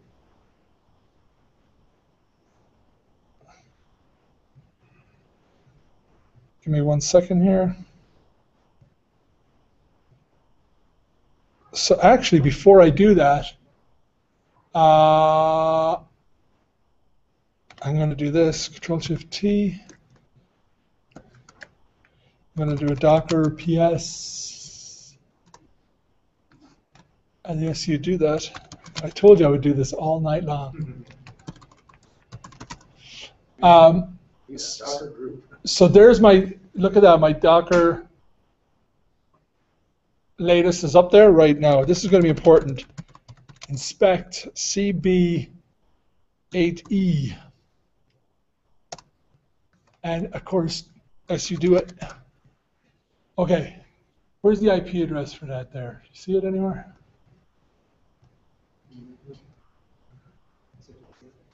There. Okay, it's 03. Can I take this for a second? 17, what did you say, 1703. Okay, good. Okay. So now I need to come back over to this sucker and find my control and do this and reshare and bring up, where is it gone? Oh, I'm not seeing that. You're not seeing the game? I'm not seeing the game window. It may be doing some weird X stuff that you can't see it, if it's really a game. Really? It's possible. There Hold are on. certain windows that Google Hangouts cannot display. If they can't find it and list it, it can't display it. Okay, it might be different now. Let's see. Hold on.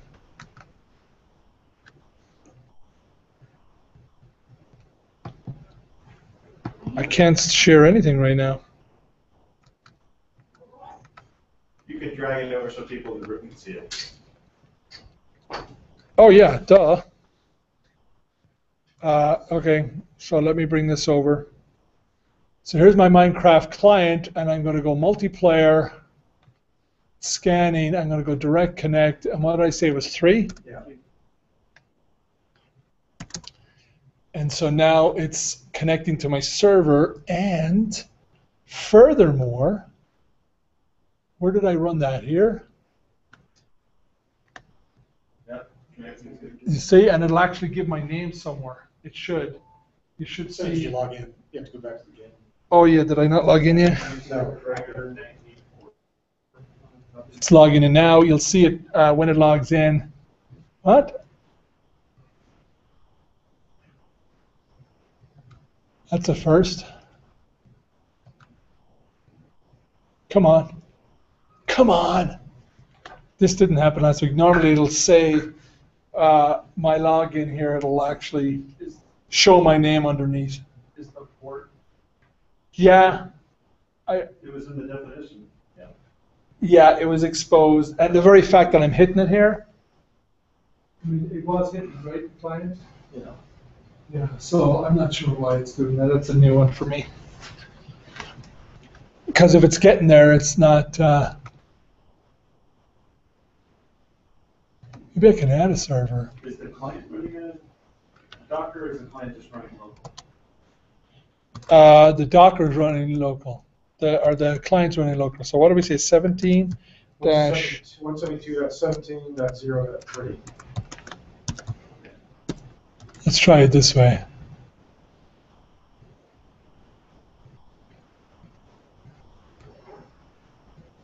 Sees it because the green bars say it's out. Yeah.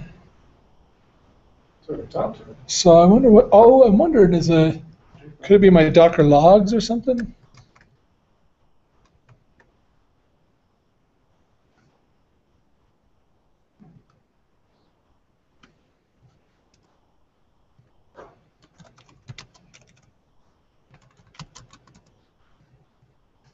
Oh, good grief. Okay, so let me do a Docker, an SU Docker. Look at that, I caught myself. Docker inspect, and what's the number? CB80. So you can see the port is there.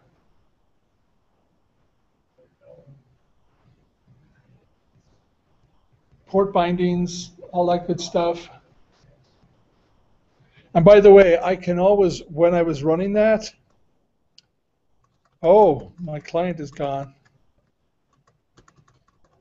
Okay, that's a bummer.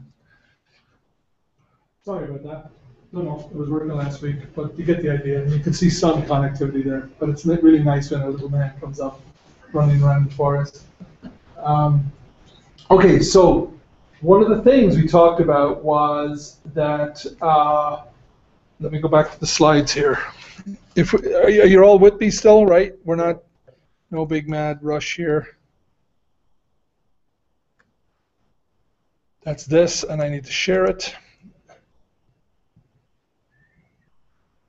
Hello. Here I am.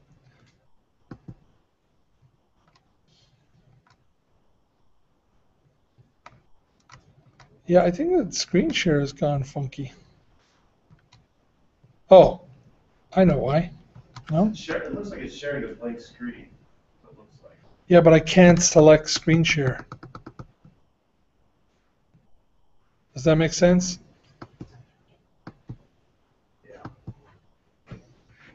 Doesn't make a lot of sense.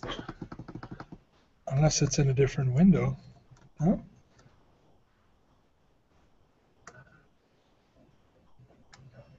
There it is. Yeah, click there. Oh my Bring that gosh. window to the front. Yeah. Hangout's really doing. Yeah, so that's Okay. what I did. Click on me to make sure that this is the live window. Click on my face. I'm trying.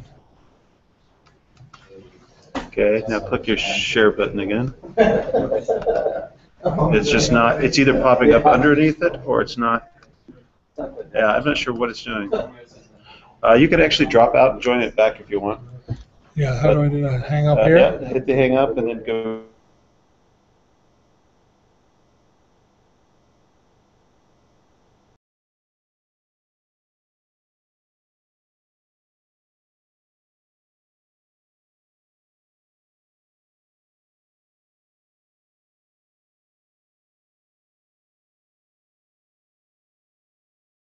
So what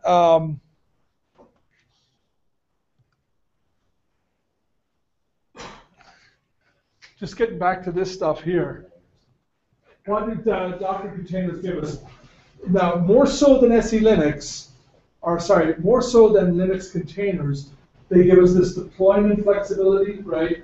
You can see this idea of these images and containers, operational efficiency, more so than say a VM. Again, a little bit cheaper than doing a whole bunch of LXC tools type of work. We now got this really cool little API you can just get stuff up and running on.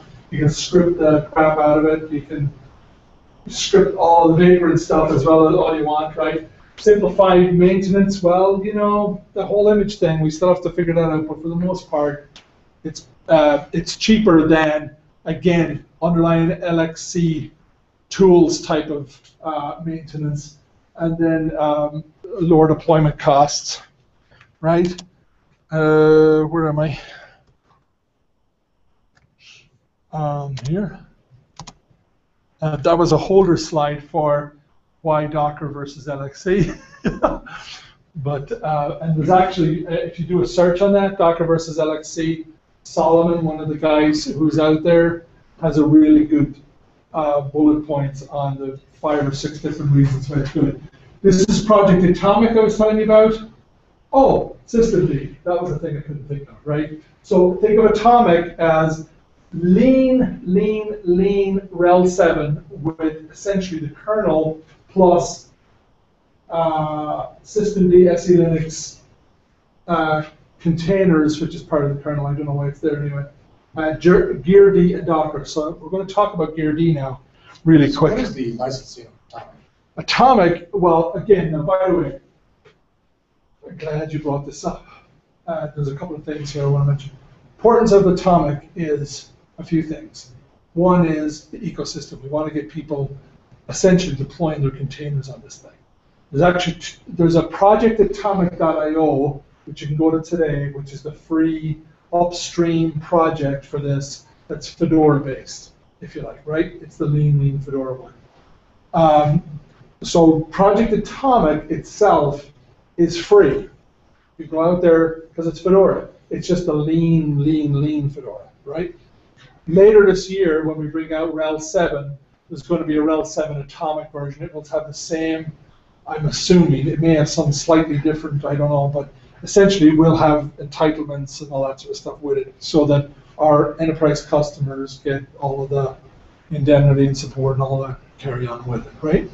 But I would encourage you today to go with this. Remember, the other important thing about it is, along with just having these components of being lean and mean, is these OS tree-based kind of Git for OS binaries, right? So you get when you do a pull, you're essentially pulling down a branch, a new branch with those changed files on it, and then you're rebooting into that branch, and you can roll it back whenever you like, right? So it still sounds like an image-based install. So I've got this big blade, and it's got all this custom hardware, and my favorite drivers and the necessary things I need aren't in Atomic. I want to build the kernel and customize it for that hardware. Right. So a few things there. I'm glad you brought that up. Today, when you go out to Project Atomic, you can get an image, a QCal, or you can go out there and get a Vagrant box version of this for Vagrant, right?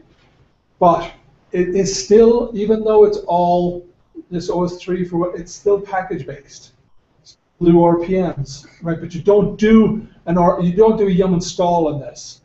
So essentially what you would do, if you were taking your Atomic and you were doing this stuff with add some of your things to it, you can then turn around and basically OS3 push or whatever it is, RPM OS3. The idea, by the way, that command may change to just be Atomic because it makes no sense the other way.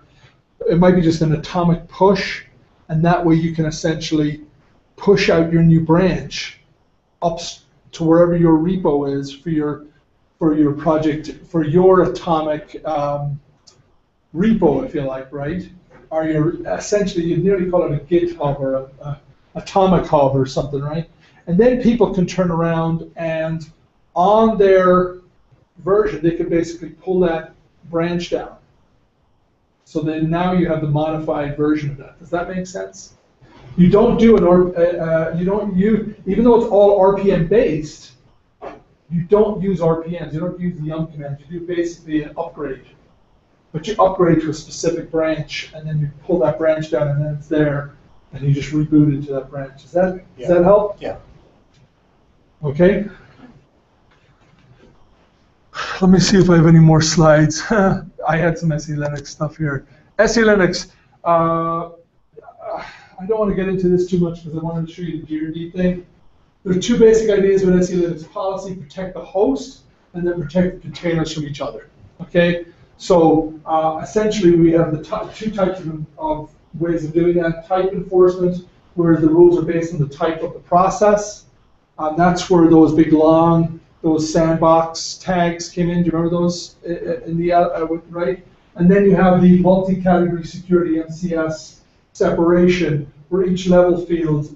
So I don't have it there, but you have the different colon stuff. You know, remember I had this. SOC1, CO104. You can essentially give each container their own unique separation number, if you like, right?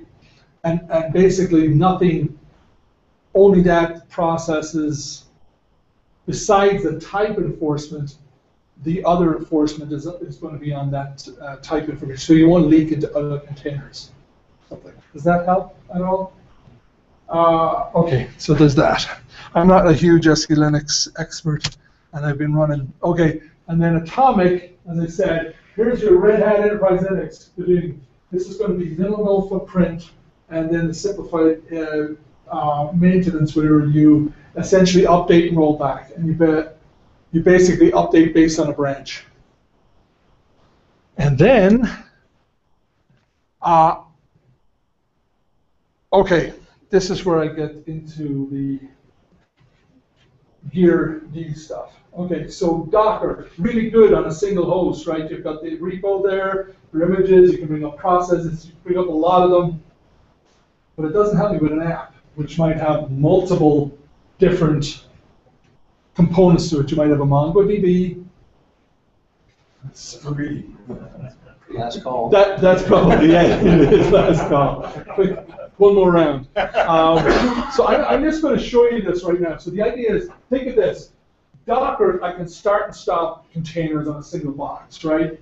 But if I'm doing a platform as a service, right, or I'm doing OpenStack, and I've got my OpenStack stuff up, and I brought up all these VMs, and I want to deploy, maybe using Heat, as we'll see, I want to deploy an application that contains MongoDB and all that good stuff, right? MongoDB, say Node.js, and some load balancer, and some HP, some proxy, high availability proxy, right? I turn around and that's like 4 different containers or something, right? And I want to deploy those. How do I do that? So, okay, why is that doing that? I think Libra's about to crash. It is. And that's what you do. That's why LibreOffice isn't your best friend. Libra unimpressed as opposed to impress. So basically, GearD allows us to orchestrate across, and I say orchestrate loosely there, right, because there's a lot more to orchestration than just deciding I'm going to put this container on that box, and I'm going to put this container on this other box. GearD allows me to deploy my containers, complex application. It has a deployment file, a JSON file that basically says, here are my container types. Okay, I have a MongoDB and I have a load balancer. Oh, by the way, the load balancer is linked to. Why don't I just go into that here?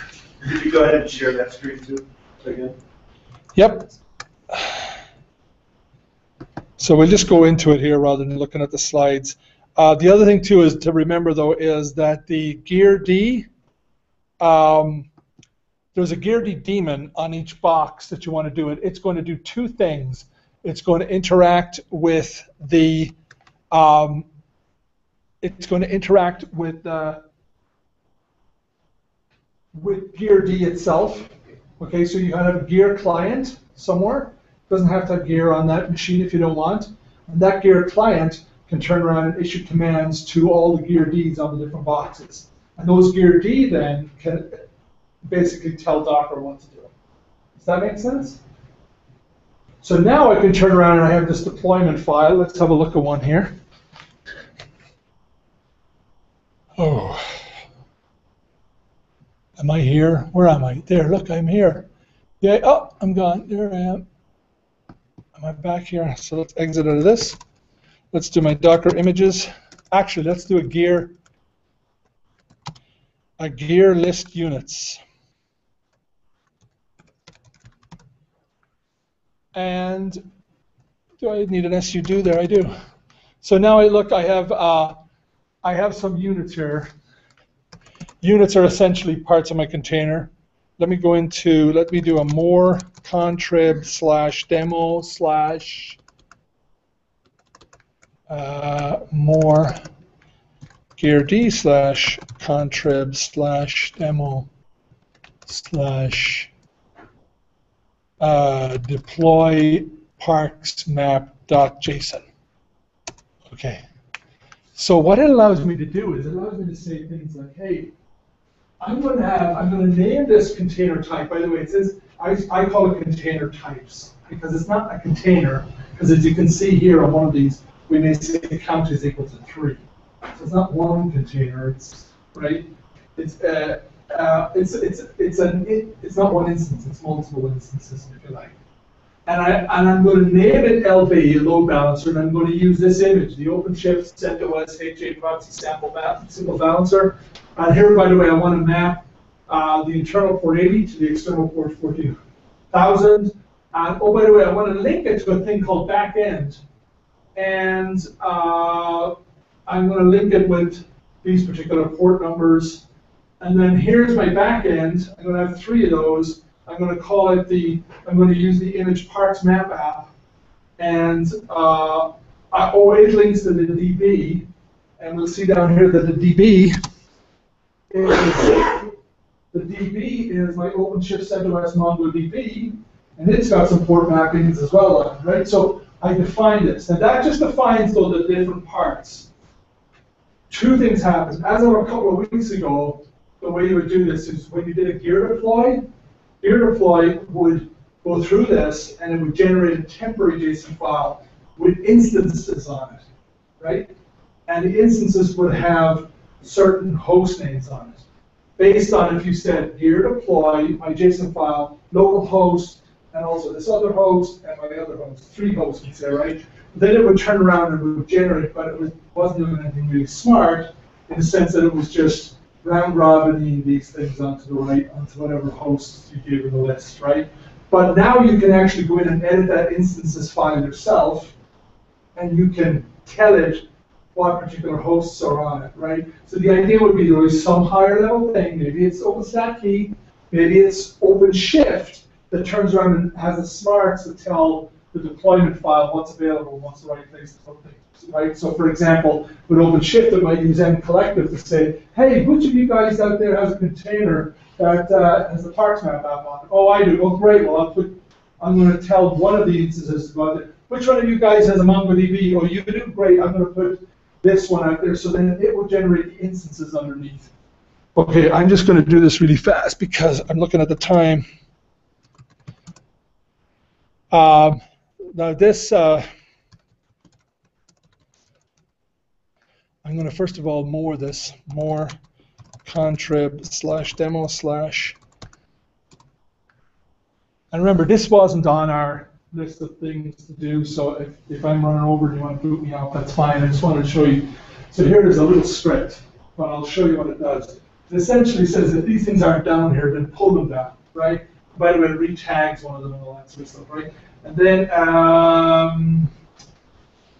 it turned around and it basically sets up this descriptor, and it essentially just does a deploy, right? It says here deploy, that descriptor, so basically it actually has the instances, right, onto localhost, and then it turns around and says it wants to stop the two backends. The reason it's doing that is because for our demo, we like to add them later for rebalancing, right? So we show you one, and then we add them in.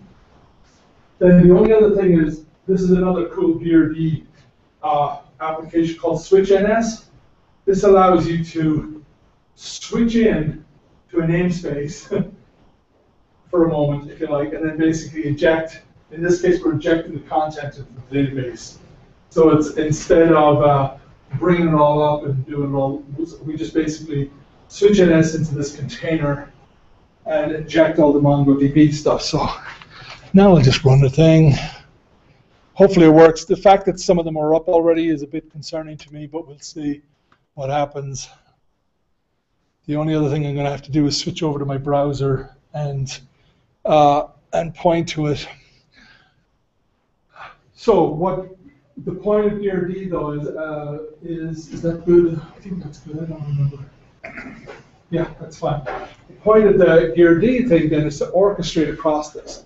So even if you weren't using GearD, you would still need something. Now, the projects that we're going to, I have a couple of slides on OpenStack itself, but we can skip them if we want because there's really not an awful lot in it except to say there is a Nova driver plugin that's working. There was a big, and there was a heat plugin for Docker. This has nothing to do with GearD. This is just Docker. The reason there's a heat one is there was an argument over where the Docker stuff lived. Some people did not want it in the sort of core Nova. They didn't think of it as a hypervisor. Right, a hypervisor thing. It says, no, it's not going into the Nova compute stuff, right? And so the heat went off and did its thing. And it's not using the Nova driver, right? Because that's a different thing. But essentially, it's got its own driver for orchestrating and bringing up containers, right? On the Nova side, you have the new plugin. It's actually functional. It's not fully functional, but it's up there and it works. There's a website I can send you to that has instructions on how to use DevStack and get it up and going with your own registry installed. So you have your own registry and within your OpenStack environment, and then you can turn around and start running with the. So Nova image, excuse me, Nova image boot would then use Docker to launch containers. Correct. Yeah. Right. So it would treat them essentially as other virtual virtual machines. Instead, they're just containers. So it's going to get really powerful, right? I mean, you can imagine. In some ways, though, you could turn around and say, wow, Docker comes along, and does that limit the amount of stuff I'm going to do in my OpenStack environment? Because now I'm going to have, but really it doesn't. You're just going to bring up the machines, but you just may start using Docker on those machines to get lots of condensed number of applications on your OpenStack machines. Does that help? But the orchestration part in the apps is still, I mean, GearD goes a lot to work. By the way, as I said earlier, GearD is integrated with systemd as well, so it brings up all of these guys. You can go journal, you can say journal CTL -u and give it your container name, and it will show you all the information coming out of that particular that unit that you launched. So if it's, in this one, if it's Parks DB1 or whatever, it'll show you, here's the log for it. So it's all fully integrated. You get to look at, you get to interact with your service. It's actually, you can say service stop this as well. Sorry, systemctl stop my particular unit, as it calls it. Okay, are we up yet or not? We're not, are we? Oh, this is one of those things which I told them to try to fix. For some reason, it sits here for a while and throws out an error that's really a timeout. You were telling me timeout? A timeout, not we're not done, but a quick timeout. I want to well, there's still some people here. Thank Red Hat for coming in and talking about Docker and providing pizza. So. Oh, Jamie's awesome. There's a few other announcements. Some of you guys have seen it on the mailing list. If you go to jobs.redhat.com, you'll see that Red Hat is hiring people in the OpenStack world. If you go to HP's site is, let me see if I can get back to the right page. Let's see, it's OpenStack jobs at HP. Just go to, I think it's, just look for OpenStack jobs at HP. You'll find the right page. But in particular, I've got a flyer that I'll be sending out that came from the Helion people. They asked me to share that around. And of course, we're also hiring. So I'm going to tell you that Time Warner Cable is hiring. We have a new office in Fort Collins. Contact me or Jason or anybody else you know, Matt Fisher, if you need some more information about that. So are you guys working in the Fort Collins office now? Yes, we are. Oh, cool. Sweet. Excellent. One day a week down in Brookfield. Cool. And that's what happens when you got Jason on the team, right? That's what happens when you got Jason. Exactly. I'll give it back to you now. So thank you guys, but feel free to contact me if you need any more information about any of those opportunities. There's lots of opportunities in this world right now. Yeah. So the other oh, that's what happened. The other area, by the way, there is one other area of overlap with OpenStack, technically, but not really, is Solemn. And I don't know where really that is at the moment. There's been efforts and all that. Solemn is kind of the PaaS on OpenStack, and you could see where that makes sense, right? Would be to use Docker underneath for your PaaS, and also potentially something like GearD. Okay. By the way, on that approach, one of the great things about Docker for us at Red Hat is, particularly around OpenShift and stuff like that, we had some of our customers telling us, well, you know, we had this concept of cartridges, right? You would build a cartridge like a MongoDB cartridge or whatever it was, but it was very, hardwired kind of scripting cartridge. And basically you said, what do we need to do to get a MongoDB application stack, if you like, right? Well, we need to do this, and so you would have this huge big script basically to get the MongoDB up. And people would say that our cartridges were proprietary and so on, even though they're just scripts. But that was what we based. So a gear was a running application that was based on various cartridges. So you might have my gear, my application has a MongoDB cartridge, and it has this cartridge and that cartridge. Well, guess what? Docker comes along. We just get rid of all of our cartridges. We switch over to this idea of I have containers now. So my gears are made up of various interlinking containers. So for some reason, and I put out a bug on this today, there's a when you turn around, one of the things you can say is you can gear start a specific unit, right? So one of the, remember I said Park LB maps to a specific image, right? So the load balancer, let's hit the MongoDB one. So it's DB1, right? Parks-DB1, you can see it down here. Well, Parks-DB1 maps to that. And for some reason, you can start it and stop it. That's all, and you can delete it, and it'll remove it from gear D. It doesn't take the image out of Docker, but it gets rid of gear D's knowledge of it. But you can also do something cool called Docker, whereas you can Docker deploy with the JSON file, you can actually say Docker stop -- with equal and give it the JSON file, and it'll go figure out what's in there and stop them all. The problem is here, we've already stopped 2, and it's trying to delete 2 that aren't there. And for some reason, with isn't smart enough to just, it's trying to ping them, or trying to reach them, and it's going to wait until it times out. And I told them, we need either remove width from our demos, or we need to fix width to be smarter on the timeout. Because either for noobs or for demos, it doesn't work waiting around for these 2 errors. And now we're going to be back up and going here. The only other step it's waiting for here now is it's waiting to do the switch NS, but it has to wait for the MongoDB thing to be up. Also remember, the other cool thing about Gear D now is it's also created those links. I should have shown you that with Docker, but I can Docker and link to another container, and so that my container can see its exposed ports, for example, right? Okay? So Gear D is doing that for me. It's launching these particular containers with the right ports being exposed, and then it's linking them and saying, hey, when I said that link my LB to my back end, it knows what ports to be linking those 2 things to. When I say, hey, link my backend to my DB, it knows what MongoDB port to be linking, to be calling. So now, and it will even do that across the hosts, which is kind of neat. I'm doing it here on a single host, but essentially I can say gear deploy this JSON file, host 1, host 2, host 3, right? And it would turn around and deploy them on that host and link them across the hosts.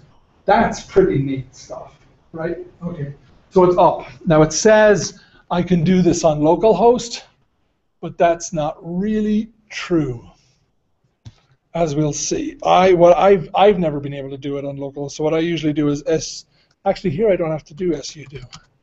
Docker inspect. Did it give me a?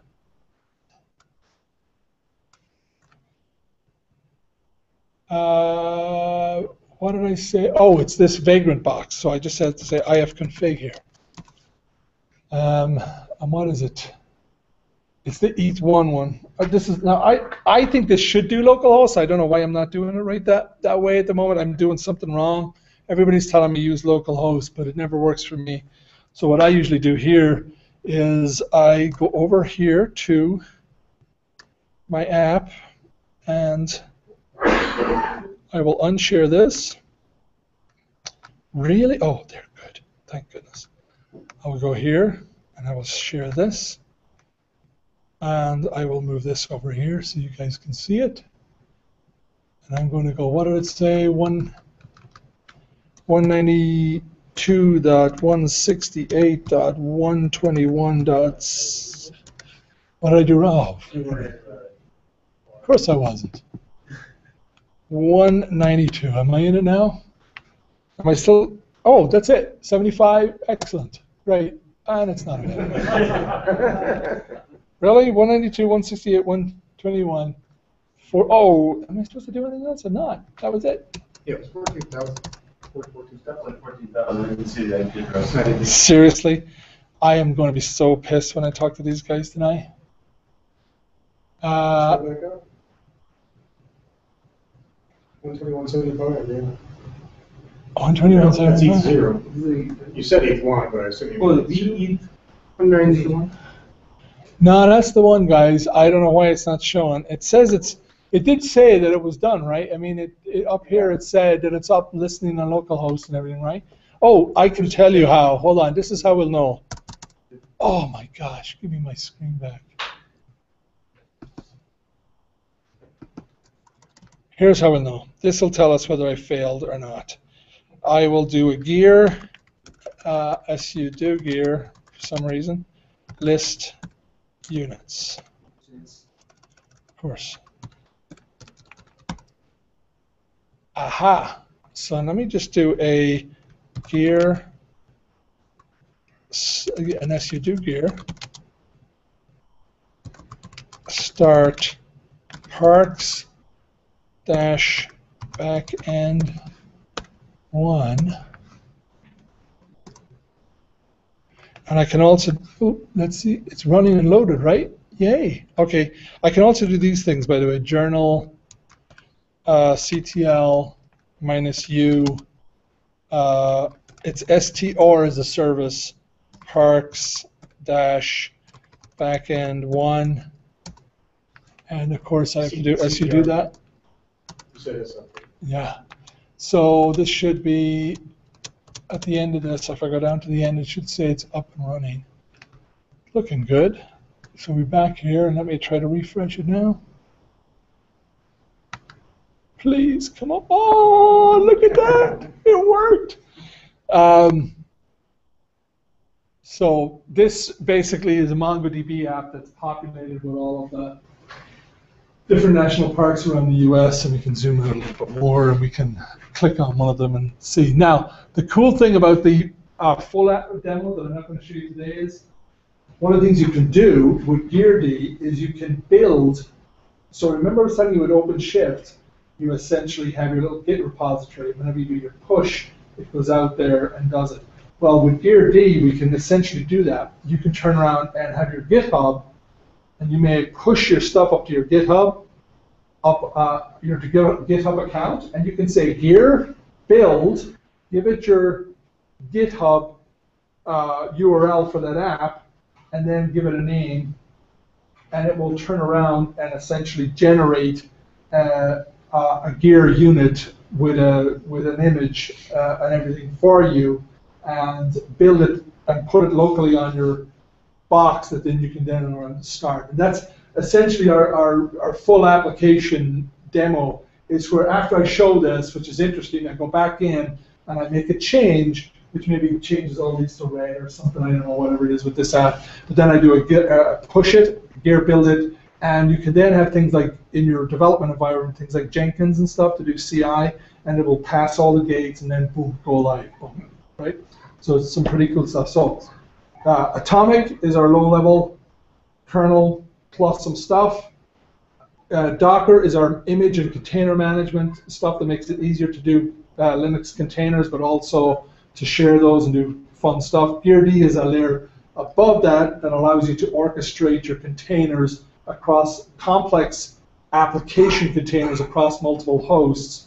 And the integration points are, with OpenStack, are Nova, the plugin for Docker, Heat, where there's a plugin for Docker, and not really, but potentially watch out for Solemn as well, which is got a little.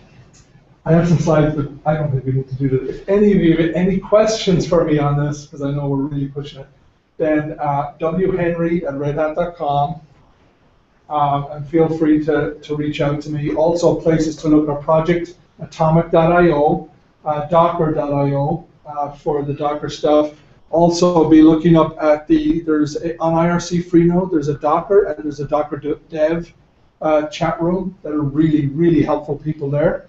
And then GearD is up under OpenShift on GitHub. So you go to the OpenShift/GearD repositories on GitHub for the GearD stuff. And by the way, all the stuff I had there, the contrib stuff, that's all up there already. So there's demos and everything up there for you to play with. Is there any other questions? Well, on the early slides, it was describing the attributes of Docker. It said one of the things you could do was link different Docker images so they could communicate. In what sense are they communicating? Remember how we said that Dockers are like this container and they're isolated and they're nicely kept, right? Well, that's going to set up the SC Linux policies to allow them to talk to each other. Well, it makes sure that when those exposed ports, I'm going to basically link. I can turn around and say, let me show you an example here. In fact, I'm not going to show you the example. I'm just going to. That was one of those link twos in the. Control C. I'm just going to go to man Docker run because there's an example in here of a link. And GearD is doing that today. So here's some examples in here. Here's a link, right? So here I turn around and I name this Fedora HTTP is exposing port 80, right? And I give it a name called link test. And in fact, you don't need to, I mean, giving it a name has nothing to do with linking, but it just helps for, it's used a lot of things. Because now I can turn around here and say, Docker run minus T minus I if I want, or minus D, whatever. I say, by the way, I want to link to link test, and I give it a, this here will allow all of the environment variables associated with that link. If I go in here into this bash shell and look at it, I will see a whole bunch of LT dash, ports and LT dash this and LT dash that. It gives me not just the link to the port, but some extra information about that process. So I say, and here's I just give it a name linker. I don't need to do that. But then when I do, so if I have done this, I don't know if I have a Fedora HTTP up there, but all that does is expose port 80. But when I go in here, I can actually curl on that port and I can interact. So these two containers can interact with each other. It's a network. It's a network. Is there any other kind of link mechanism, like a shared memory or NL link? Well, I mean, you can always mount devices like devlog, for example. We did that earlier. So if you're communicating across a device like that, you can bind mount those into your containers as well. So right? Netlink to the hosting kernel also. I would assume. I don't know the answer to that. You're probably right, but I don't know the answer. I won't claim to know. See, but bind mounting stuff in is useful. So sockets and stuff like that, right? You can just bind sockets into it as well, obviously. But with those links though, remember that link is linking these two containers, and one of the things that happens with that is the fact that this is exposing port 80 to this one. Does that make sense? It gets it as well. But there's, play with it, that part of it. Yeah. But that's what GearD is using to get those different dependencies together. When you say a link in the unit file, or in the JSON file.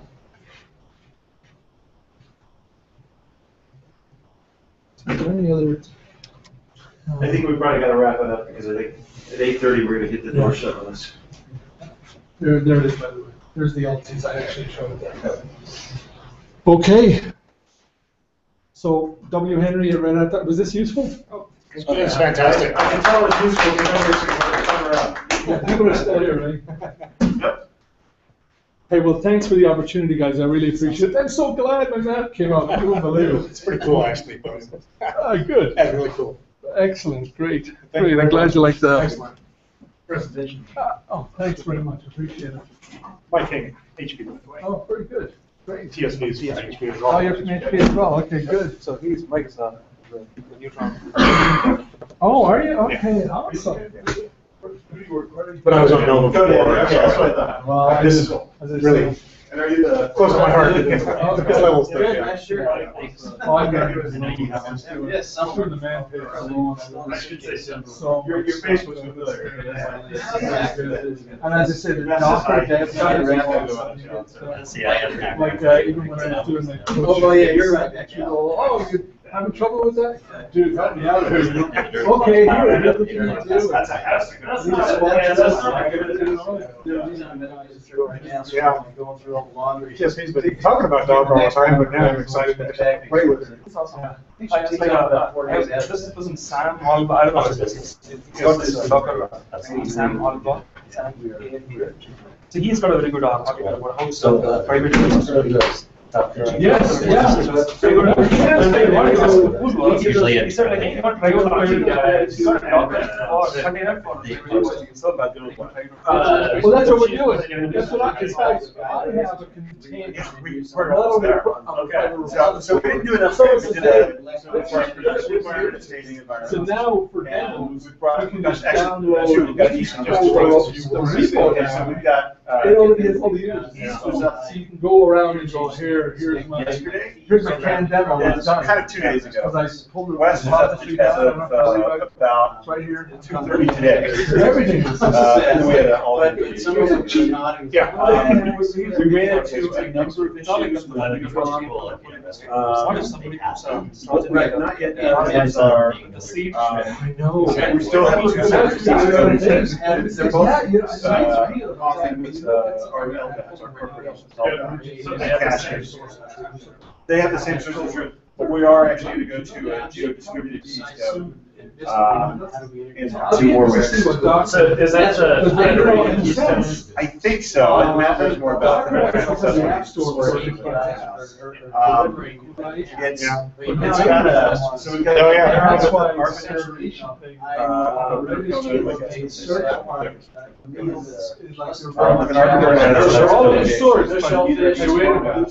want to basically be this company and that's apparently the key to getting this multi-site system functional. You know, That's the HP or something. And so then we should have the same system, same database underneath both. It's kind of a mess. It's kind of a mess. But that's where we're at. That was fantastic. Oh, good. I'm really glad. Thank you very much. It's been a lot of hard work, you guys. And I have to get a thing next Thursday for And maybe the way we did it with different assumptions and the puppeteer. Is there a conference in Singapore? There's actually an internal RedHat Asia Pack. Oh, okay. There's a bunch of us who are over working on different stuff. Every year we go over and say, hey guys, this is what's coming your way. You mentioned Here's what we know. We give it to you. While we're in the area, can you pop into Sydney? Which is like, last year was in Bangkok, it was like saying, while you're in Berlin, can you pop into Chicago? You know? So, I don't feel quite as bad because they said, oh, you're going to be in Galway. Just not my first time. Galway? Are you going to Galway? Yeah. Oh, that's good. That's the old digital facility. Yeah. So I grew up in Sligo. Oh, no, Jason doesn't.